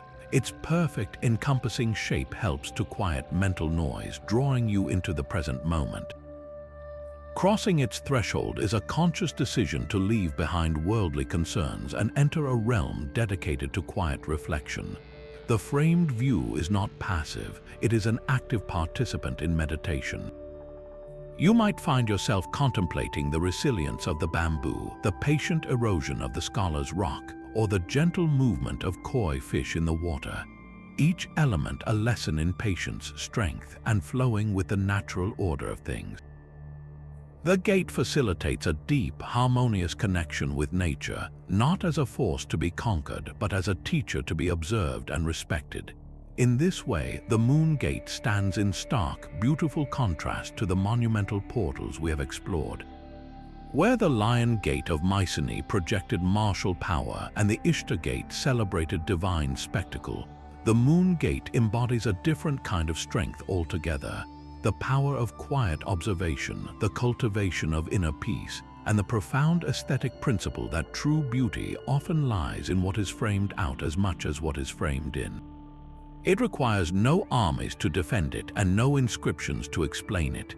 Its authority comes from its ability to change your perception, to slow your breath, and to remind you that the most important journeys are sometimes the ones that take you no farther than a single, perfect step through a circular doorway into a world of your own tranquil thoughts. While grand imperial arches celebrated military conquests and divine right, the true, beating heart of ancient Rome pulsed in its bustling markets and crowded river ports. Tucked away in the Forum Boreum, the city's ancient cattle market, stands a monument that tells this more grounded, yet equally fascinating story, the Arch of the Goldsmiths, or Arcus Argentarium. Erected not by an emperor's decree, but by the collective purse of the city's money changers and merchants in the year 204 of the Common Era, this is a gateway built by commerce for commerce. It lacks the soaring height of the Arch of Titus or the four-way grandeur of the Arch of Janus. Instead, it feels more like an ornate, glorified doorway, a richly carved threshold that connected the wharves of the Tiber River where goods from across the empire flooded into the city with the sacred and commercial spaces of the Forum. This was a portal of profit and piety, a monument to the everyday businessmen whose wealth greased the wheels of the imperial machine. What makes the Arch of the Goldsmith so captivating is its incredible state of preservation, offering a remarkably intimate and unfiltered look at Roman life and imperial politics. The entire structure is made of gleaming white marble, and its surfaces are covered in deeply carved reliefs that have survived the centuries with stunning clarity. These are not the grand, sprawling narratives of a military campaign, but more formal, hierarchical panels that feel almost like a public ledger of loyalty and trade. The most prominent figures are the reigning emperor Septimius Severus, his formidable Syrian wife Julia Domna, and their two sons Caracalla and Geta. They stand in stiff, ceremonial poses depicted in the act of performing a sacrifice, a visual testament to their piety and the divine sanction of their rule. For the merchant guilds who funded the Arch, this was a brilliant piece of corporate politics. By permanently linking their commercial gateway to the imperial family, they were publicly declaring their allegiance, buying goodwill, and perhaps hoping to secure favorable regulations or contracts from the throne. It was an investment in political capital carved in stone, but a closer look at these reliefs reveals a darker, more ruthless story lurking just beneath the surface, a tale of political damnation that makes this arch uniquely haunting. When the arch was dedicated, both of Septimius Severus's sons, Caracalla and Geta, were depicted as co-heirs to the empire. However, just a few years later, Caracalla murdered his younger brother Geta in a bloody power grab and then launched a comprehensive campaign to erase him from history. This practice, known as damnatio memoriae, meant that Geta's name was chiseled out of inscriptions and his images were systematically defaced or removed from public monuments. The Arch of the Goldsmiths bears the brutal scars of this fratricide. Look closely, and you can see where Geta's face and figure have been meticulously hacked away from the family panels, leaving behind only ghostly, empty outlines in the marble. This intentional vandalism transforms the arch from a simple monument into a silent witness to one of Rome's most infamous political murders. It's a permanent record of a brother erased by his brother's command, a chilling reminder that the stability promised by imperial portraits could be shattered in an instant by ambition and violence. Beyond the drama of the imperial family, the arch's other reliefs provide a priceless window into the vibrant, multicultural world of the Roman Forum Boreum. We see detailed scenes of the merchants and money changers themselves at work, along with representations of the animals, oxen and sheep, that were the market's primary commodity. There are figures of Hercules and the cattle market's patron deity, the river god Tiber, linking daily commerce directly to divine favor. Perhaps most tellingly, the arch includes reliefs of conquered barbarians, their heads bowed, but here they are not just symbols of military victory. In this commercial context, they represent the source of slaves and raw materials that fueled the Roman economy. The entire arch served as a grand, ornate entrance from the river port, where ships unloaded their cargoes of grain, oil, and silk into the heart of the city's mercantile district. Every merchant, every customer, and every slave who passed under this gateway was moving through a space that celebrated the intertwined nature of money and power. The sweat and noise of the docks met the calculated clink of coinage, all under the watchful, stone eyes of an imperial family whose own stability was as fragile as the missing face of a forgotten son. But to truly understand the gateway of the sun, we must step back and see it not as an isolated wonder, but as the dramatic centerpiece of a much larger cosmological machine. Our journey now returns us to the high plains of Tiwanaku, to the vast walled temple platform known as the Kalasasaya. Imagine a sprawling rectangle nearly 450 feet long, defined not by solid walls, but by a series of immense monolithic stone pillars standing at precise intervals like a line of silent stone sentinels. This was not merely a temple, it was a giant astronomical observatory carved from the earth and stone, and its primary entrance was a ceremonial portal designed to capture the sun itself. Access to this sacred space was a controlled, ritualized experience. You did not simply wander in. You approached a monumental staircase, a grand ascent that lifted you from the mundane world below into the elevated, celestial realm of the Kalasasaya. This staircase was itself a gateway, a transitional space that heightened your anticipation before you were even granted a view of the temple's interior. Reaching the top, you would pass through the main entrance, a threshold flanked by massive stone blocks, and only then would the full spectacle of the enclosed plaza be revealed. And standing within, positioned with deliberate, breathtaking intent, was the monolithic gateway of the sun.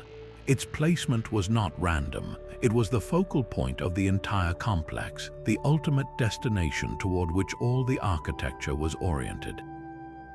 The true genius of this entire layout, however, reveals itself not in the stillness of a normal day, but on the two most important days of the Tiwanaku year, the equinoxes. On these dates, around March 21st and September 21st, the sun rises due east, and the architects of Tiwanaku engineered their temple to interact with this celestial event in a way that feels nothing short of magical. The eastern wall of the Kalasasaya is precisely aligned to frame the equinox sunrise. As the sun crests the distant horizon, its first rays would shoot like an arrow across the vast, flat plaza, directly toward the gateway of the sun. The central figure of the staff god, Viracocha, would be struck by this blade of light, his stone form illuminated against the retreating shadows of dawn. For the priests and people gathered there, this was not a passive observation. It was a live, dramatic event. They were witnessing the sun physically enter their temple, passing through the architectural portal to energize the stone portal, bringing the carved deity to life with its fiery breath. This alignment was a sophisticated form of sacred timekeeping, a massive, immovable calendar that governed the rhythms of Tiwanaku society. The equinoxes marked the moment when day and night were in perfect balance, a powerful symbol of cosmic harmony that was critical for an agricultural society living at a punishing altitude. The successful observation of the equinox sunrise would have confirmed that the calendar was correct, signaling the optimal times for planting and harvest, and for holding the vital religious ceremonies that ensured the sun would continue its journey and not abandon the world to eternal cold. The Kalasasaya, therefore, was far more than a temple. It was an instrument of survival. It transformed an abstract astronomical event into a tangible communal experience, a reassurance that the priests, through their mastery of the cosmos, could maintain the fragile covenant between the earth and the heavens. The grand entrance and the gateway of the sun together formed a single, unified portal, a mechanism that didn't just mark time, but actively participated in the eternal cycle of the universe, proving that this ancient civilization didn't just look up at the stars, they built a doorway to invite them in. Our journey now carries us from the heart of the empire to its sun-baked southwestern frontier to a city that thrived at the crossroads of continents. We arrive at Volubilis in modern-day Morocco, where the ruins of a Roman provincial capital rise dramatically from a fertile plain backed by the distant Rif Mountains. Here, standing proudly at the end of the city's main thoroughfare, is the Arch of Caracalla, a monument that speaks not of the familiar comforts of Italy, but of Rome's determined and sometimes desperate ambition to project its image to the very edges of the known world. This triumphal arch, erected in the year 217 of the Common Era, is a fascinating and complex portal, dedicated to the volatile Emperor Caracalla and his formidable mother, Julia Domna. It serves as a perfect case study in how Rome used architecture as a tool of soft power, building gateways of persuasion in lands far from the Tiber. The arch itself is a classic single-bay structure, built from local honey-colored limestone that glows warmly in the African sun. While its form is recognizably Roman, its details reveal its provincial context. The Corinthian columns that flank the central passage are elegantly carved, but the overall execution lacks the flawless precision of a metropolitan workshop, bearing the charming, slightly rugged character of local artisans interpreting a classical blueprint. What truly brought this structure to life, however, was the element now lost to time, the crowning bronze sculpture. Historical accounts and structural evidence indicate that the arch was originally topped by a magnificent bronze chariot, a quadriga, carrying statues of Caracalla and his mother. Imagine the sight of this gleaming ensemble silhouetted against the bright blue African sky, the polished metal catching the sun and visible for miles across the open plain. This was not a subtle statement. It was a brilliant, reflective beacon of Roman identity, a dazzling announcement of imperial presence meant to awe both the local Mauritanian population and the camel caravans arriving from the vast, mysterious Sahara. The inscription that once adorned the attic level of the arch is crucial to understanding its purpose. It honored Emperor Caracalla, but in a deeply significant and unusual gesture, it granted the same honors and titles to his mother, Julia Domna. This was a profound acknowledgement of her immense political influence, a power so considerable that it was deemed necessary to publicly celebrate it here at the empire's edge. But the inscription went even further. It explicitly stated that the arch was voted and paid for by the Civitas, the local city council of Volubilis. This detail transforms the monument from a simple imperial tribute into a sophisticated transaction of loyalty. The local elite, who are often descended from Mauritanian chieftains but had been granted Roman citizenship, were using this arch to proclaim their allegiance and their successful integration into the Roman system. By funding a monument to a distant emperor, they were purchasing social and political capital, advertising their own Roman-ness and solidifying their privileged status within the provincial hierarchy. This arch, therefore, functioned as the ultimate symbol of a bargain struck. For the local population, passing under this gateway was a daily lesson in the benefits and expectations of Roman rule. On one side lay the old world of tribal loyalties and indigenous traditions. On the other lay the orderly grid of a Roman city, with its public baths, bustling forum, and elegant villas adorned with intricate mosaics. The arch framed this transition, promising access to a world of trade, legal protection, and sophisticated urban life for those who accepted Roman authority. It was a gateway to opportunity, but also to assimilation. For Rome, Volubilis was a vital outpost, a source of valuable agricultural wealth, particularly olive oil, and a strategic buffer zone against the unconquered tribes of the Atlas Mountains and the nomadic groups of the desert. The Arch of Caracalla was the permanent stone face of the empire in this volatile region, a confident declaration that Roman law, culture, and power stretched even here, turning a once peripheral town into a glittering, if isolated, island of Mediterranean civilization in the North African landscape.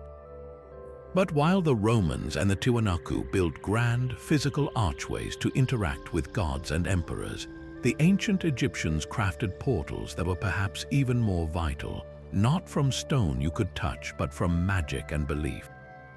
Deep within the dark, silent tombs that line the Nile, carved directly into the solid rock walls of the burial chamber, you will find our next gateway, the false door.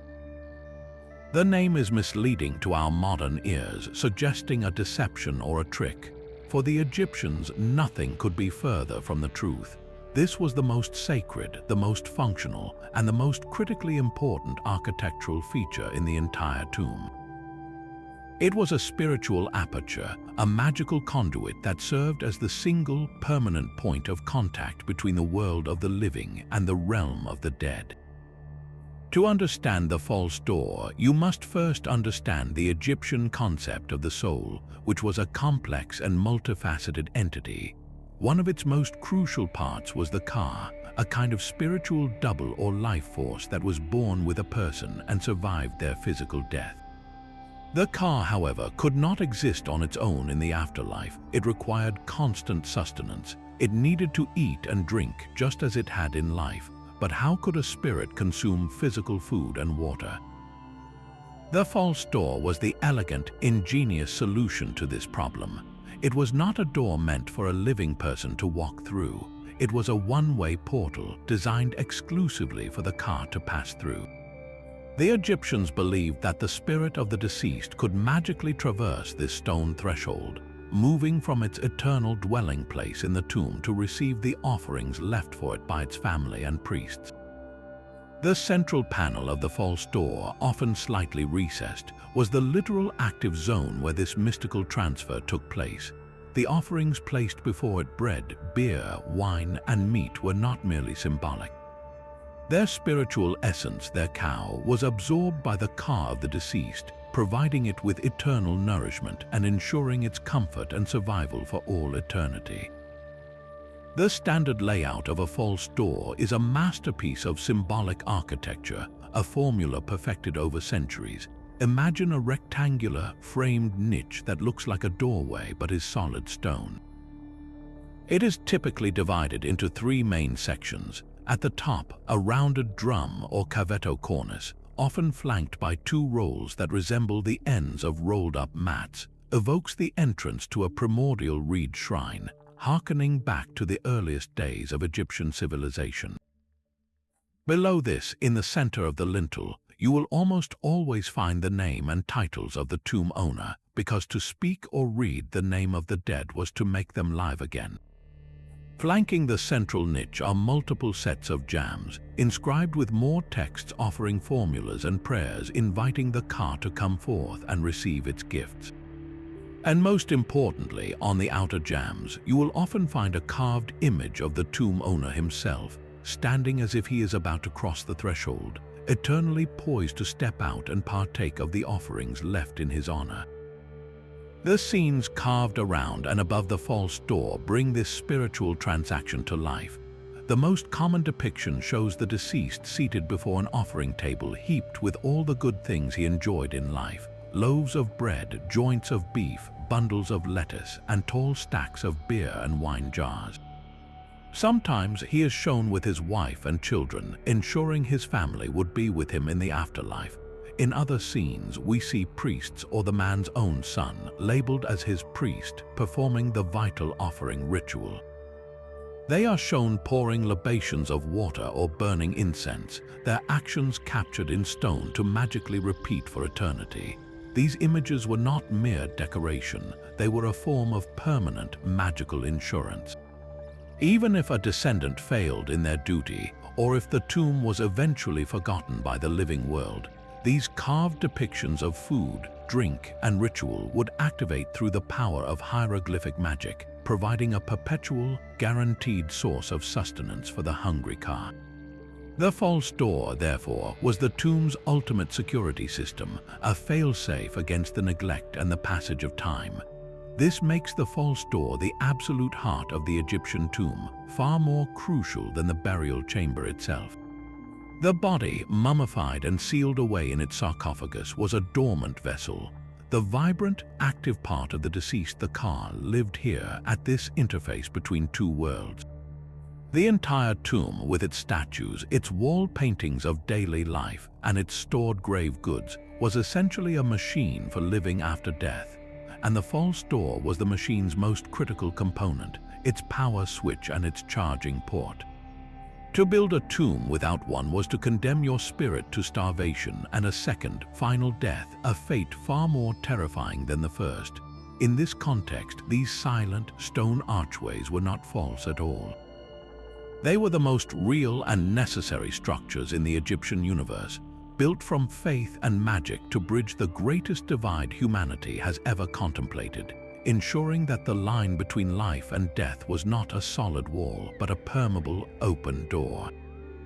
Imagine standing before a gateway so ancient that it predates the Great Pyramids of Egypt, a structure built when writing itself was a new and miraculous invention. This is the threshold we cross now, leaving behind the grand empires of Rome and Egypt to journey back to the very dawn of urban civilization, to the dusty plains of southern Mesopotamia. Our destination is the city of Nippur, and our portal is its legendary gate, a humble yet profound archway of mud brick that served as the primary entrance to the most sacred city in all of Sumer. While it may not possess the towering grandeur of later arches, the Gate of Nippur represents something far more fundamental: the birthplace of the arch as a concept of spiritual passage, the first deliberate threshold between the worldly and the divine. Nippur was unlike any other city in Mesopotamia. It was never the seat of a powerful king who commanded vast armies, nor was it a great commercial hub overflowing with material wealth. Its power was entirely spiritual. For over 3 millennia, Nippur was the undisputed religious capital of the Sumerian world, the home of Enlil, the king of the gods. In the Sumerian belief system, Enlil was the deity who granted the right to rule, the Mi-Lam, or divine aura of kingship to mortal rulers. A king from Ur, a king from Yoruk, or a king from Akkad could only legitimize his reign by receiving the blessing of Enlil, and that meant making a pilgrimage to his cosmic home, the Kur Temple in Nippur. The city gate was therefore the first and most critical stop on this sacred journey. It was not merely a hole in a wall, it was the antechamber to the god's own house, the point where a ruler shed his temporal authority and humbly approached the source of all power. Archaeological excavations at Nippur, particularly those around the city's eastern gate, reveal a structure that was continuously rebuilt and revered for centuries. The gate itself was a formidable construction of sun-dried mud brick, likely featuring a corbelled arch, a technique where each course of bricks slightly overlaps the one below to form a stable, arched opening. This was a monumental engineering achievement for its time, but the true significance of this gateway is unearthed not in its bricks, but in the countless artifacts and inscriptions found in the surrounding strata. This was not a quiet entrance. The area was littered with the remnants of intense, continuous activity. Fragments of offering tables, broken cylinder seals from administrators, and the foundations of small shrines and stalls that would have catered to the constant flow of pilgrims. The ground here was sacred, trod by the feet of countless individuals who believed that passing through this specific archway was the first step in a divinely mandated process. To pass through the Gate of Nippur was to cross into a different kind of reality. On the outside lay the vast, flat Mesopotamian plain with its competing city-states, its rivalries, and its worldly ambitions. On the inside was the tranquil, ordered domain of Enlil, a city dedicated not to commerce or war, but to divine service. The gate functioned as a spiritual filter, a place of purification where pilgrims would undergo rituals before proceeding down the processional way to the Kur Temple complex. For a king, this passage was the most important act of his reign. He would arrive with his entourage not to showcase his military might, but to demonstrate his piety and humility before Enlil. Inscriptions from the period describe kings taking the hand of Enlil in a symbolic ceremony that confirmed their right to rule. The entire fate of an empire, the legitimacy of a dynasty, hinged on the successful completion of this ritual journey through the city gate. It was a portal that didn't just lead to a temple, but to the very concept of sanctioned power itself. The enduring legacy of the Nippur Gate lies in this profound conceptual shift it represents. Before the great defensive gates of Mycenae or the triumphal arches of Rome, there was this simple mud brick entrance in Sumer, establishing the archway as a conduit for spiritual authority rather than military might. It set a template that would echo for millennia, that the most powerful gateways are not always the strongest, but the ones that control access to belief. While later civilizations would build arches to celebrate victories over human enemies, the Sumerians built this one to facilitate a conversation with the gods. It stands as a silent, crumbling testament to the moment humanity first conceived of a doorway not just as a barrier for the body, but as a carefully controlled passage for the soul, a threshold where the fate of kings and the fortunes of empires were decided not by the sword, but by divine favor granted just on the other side of its arch. And so we arrive at our final portal, number 30, a structure that brings our journey full circle, not to a place of myth or cosmic mystery, but to the very essence of what made Rome's power so enduring. In the southern Italian city of Benevento, far from the crowded forums of the capital, stands the Arch of Trajan, a monument so perfectly preserved it feels as if it was completed only yesterday. Unlike the Arch of Constantine with its recycled fragments or the fractured majesty of Leptis Magna, this arch is a complete and coherent masterpiece. Erected between 114 and 117 of the Common Era, it was not a triumphal arch for a single military conquest, but an honorary gateway celebrating Emperor Trajan himself, and more specifically, his monumental extension of the Via Appia, the Appian Way, from Benevento to the port of Brindisi. This was the final, crucial link in a chain of roads that bound Italy together, and the arch served as its glorious ceremonial entrance, a gateway announcing that the empire's most vital artery now reached from the heart of Rome to the heel of the Italian boot. As you stand before its gleaming white marble, what is immediately arresting is the sheer density of its narrative. The arch is a visual biography, a stone documentary celebrating the ideal of the Optimus Princeps, the best ruler.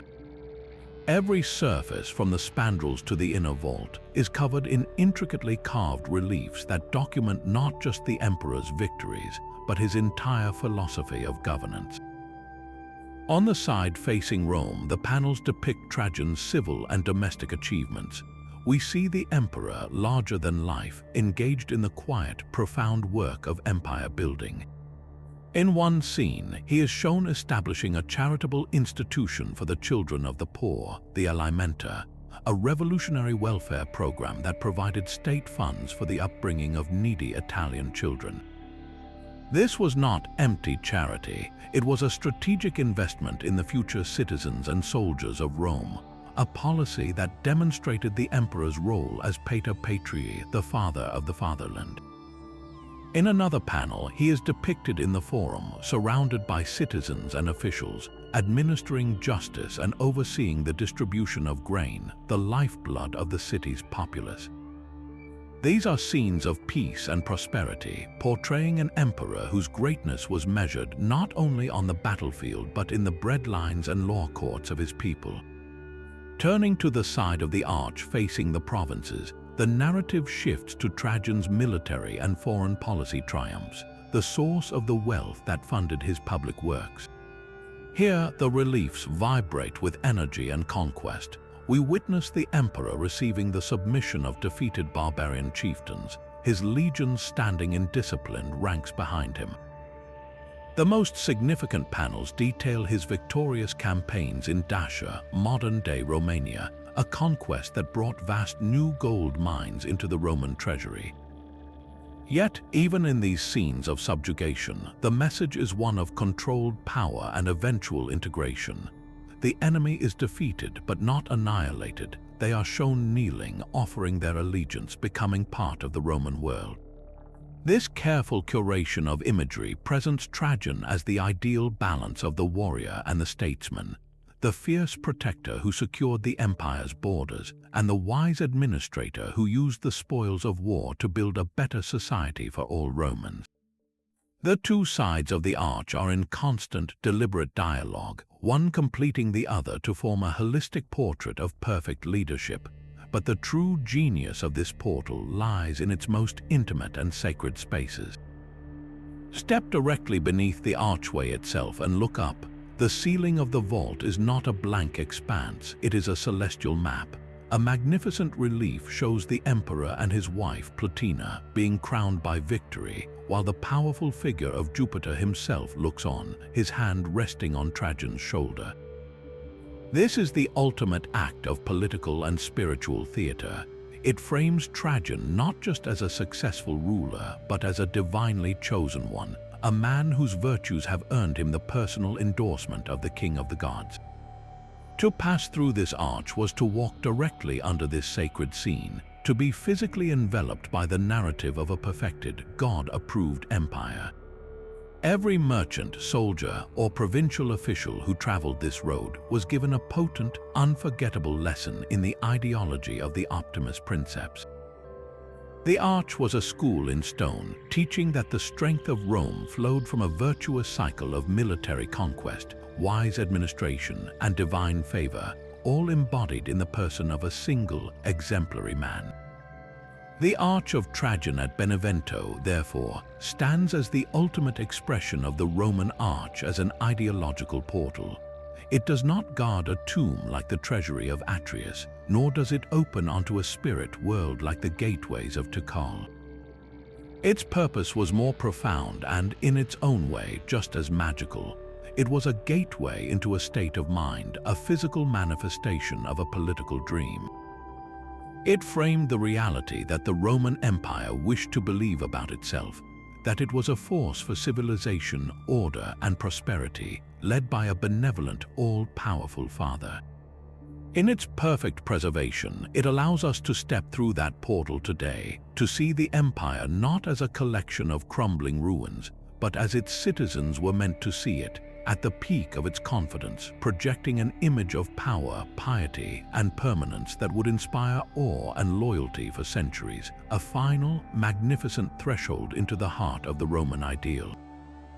Looking back across this incredible journey, from the corbelled tombs of Mycenae to the floating torii of Japan, we are left with a profound realization. The archway is far more than a clever arrangement of stones. It is arguably one of the most revolutionary inventions in human history. Before the arch, architecture was fundamentally limited. Structures were confined by the horizontal reach of their lintels, a single stone beam that could only span a certain distance before cracking under its own weight. The arch, whether corbelled or true, shattered this limitation. By redirecting gravitational load outwards and downwards into its supporting piers, it allowed for vast, open spaces to be enclosed. This was the genius that enabled the soaring brick vault of Ctesiphon, the massive dome of the treasury of Atreus, and the sprawling aqueducts that quenched the thirst of Roman cities. This single architectural principle unlocked a new scale of human ambition, allowing for the creation of monumental public buildings, vast temple complexes, and defensive works that could withstand both the assault of armies and the relentless pressure of time itself. Yet, the true legacy of the archway extends far beyond its undeniable technical utility. What we have witnessed time and again across continents and millennia is a universal human impulse to imbue this structure with profound symbolic weight. It seems that as soon as we learned how to build a stable opening, we instinctively began using it to mark the most important boundaries of our existence. Physically, archways define the limits of cities, separating the chaotic wilderness from the ordered space of civilization, as we saw with the Hanggu and Jayayuguan passes of the Great Wall. They controlled the flow of people, goods, and ideas, serving as the official point of entry, inspection, and taxation. But their function as a boundary marker was always deeply intertwined with the spiritual. The archway became the perfect metaphor for a spiritual threshold, a tangible representation of moving from one state of being to another.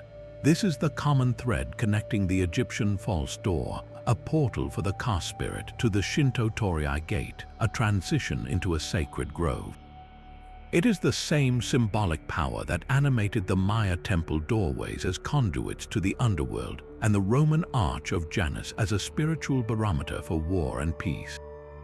This leads us to the archway's most enduring role as a universal symbol of power and transition. For rulers and empires, the Grand Arch was the ultimate piece of political theater. It was a permanent, immovable proclamation of authority. To build an arch like the one at Benevento or Leptis Magna was to assert control over the landscape and the people who moved through it. It framed the ruler quite literally as the gatekeeper of prosperity, security, and divine favor. The elaborate reliefs on the arches of Titus and Galerius were not just decoration. They were state-controlled narratives carved in stone, designed to shape public perception and cement a legacy. The act of passing under such an arch was a ritual of submission and inclusion, a physical experience of accepting the power structure it represented. At the same time, the archway sanctified life's most critical transitions. It marked the journey of the soul into the afterlife in Mycenaean tholos tombs and Egyptian mastabas. It celebrated the transition of a mortal into a deified emperor in Rome. It even framed the simple, daily transition from the profane world to a state of contemplation in a Chinese moon gate. When we connect these dots, a breathtaking pattern emerges. The technological innovation of the arch and the profound human need to mark and sanctify passages are not separate stories. They are two sides of the same coin. Our ancestors' growing mastery over physics and materials directly enabled them to give more powerful and lasting form to their deepest beliefs. The invention of the arch provided the physical vocabulary for humanity's most universal questions. Where does our world end and another begin? How do we move from one chapter of life to the next? How do we communicate with the divine or honor the dead? In every culture we have explored, the archway provided the answer. It was the architectural solution to a metaphysical problem. These stone portals stand as a testament to a shared human understanding that life is a series of passages, and that we have always felt compelled to build monuments, not just to keep people out, but to guide them through, to mark the moment of crossing, and to honor the profound transformation that happens every time we step from one side of a threshold to the other. And so our expedition across continents and centuries draws to a close. We have stood beneath the cyclopean stones of Mycenae, where legendary kings passed into myth. We have walked the shimmering blue processional way of Babylon, where gods were believed to walk among mortals. We've deciphered the celestial calendar carved into the gateway of the sun and felt the sacred resonance within the oracle room of the Hal Saflieni Hypogeum. From the defensive might of the Great Wall's fortresses to the philosophical tranquility of a Chinese moon gate, we have crossed 30 distinct thresholds, each one a masterclass in how our ancestors understood their place in the cosmos. Look at what we have built. Look at the sheer variety of human expression, from the overwhelming propaganda of Roman triumphal arches to the silent, spiritual plea of an Egyptian false door. These are not just piles of rock and mortar. They are frozen moments of supreme human ambition, profound belief, and breathtaking ingenuity. They are the physical manifestations of our deepest questions about power, divinity, death, and what lies beyond the horizon. Every single one of these portals was built with intention. They were designed to control, to protect, to welcome, to intimidate, to guide, and to transcend. The Hittites carved roaring lions to ward off evil spirits. The Maya kings spilled their own blood in temple doorways to commune with the underworld. The merchants of Rome funded ornate arches to buy political favor, while the citizens of Vijayanagara passed under towers teeming with gods to feel closer to heaven. The archway, in all its forms, became the ultimate architectural metaphor for transition itself. It is the punctuation mark in the story of a civilization, the pivotal point where one chapter ends and another begins. These structures challenge our modern arrogance, reminding us that the people of the past were not primitive. They were physicists who understood load and compression to create the vault at Ctesiphon. They were astronomers who aligned entire temples with the equinox sun. They were artists who could make stone speak of both terror and tranquility. They were, in every sense, our equals in imagination and our superiors in their ability to make that imagination endure in stone. Now we bring this journey to you, and we leave you with one final, irresistible question to ponder. If you could step back in time, if you could stand before any one of these 30 archways at the very zenith of its power and purpose, which threshold would you choose to cross? Would it be the Lion Gate of Mycenae, to witness the return of a king draped in the spoils of Troy? Would you choose to join the vibrant, chanting procession through the Ishtar Gate during the New Year's festival, to feel the air crackle with the anticipated presence of Marduk? Perhaps your journey would take you through the Timgad Arch of Trajan, leaving the North African wilderness behind to enter a perfect miniature Rome. Or maybe you would seek the serene, mindful transition of a Japanese torii, floating on the water at Itsukushima, ready to purify your spirit. The choice is a window into your own curiosity. Does your soul yearn for martial glory, for divine spectacle, for the quietude of a philosopher's garden, or for the terrifying honor of standing with a Maya king as he opens a portal to another world? This is more than a hypothetical game. It is an invitation to connect personally with the vast tapestry of human history. Each one of us would likely choose a different door, drawn by the unique story that resonates most deeply with our own spirit. So we want to know which portal calls to you. Let us know in the comments below. Tell us which archway you would walk through, and just as importantly, the story you hope to find on the other side. If this journey through time has captivated you, if you've enjoyed unraveling the secrets locked within these ancient stones, please give this video a like and subscribe to the channel. There are countless more mysteries waiting for us to explore, more lost cities to uncover, and more forgotten stories to bring back to life. This is not a farewell, but merely a pause at the threshold. The door is always open for our next adventure into history's greatest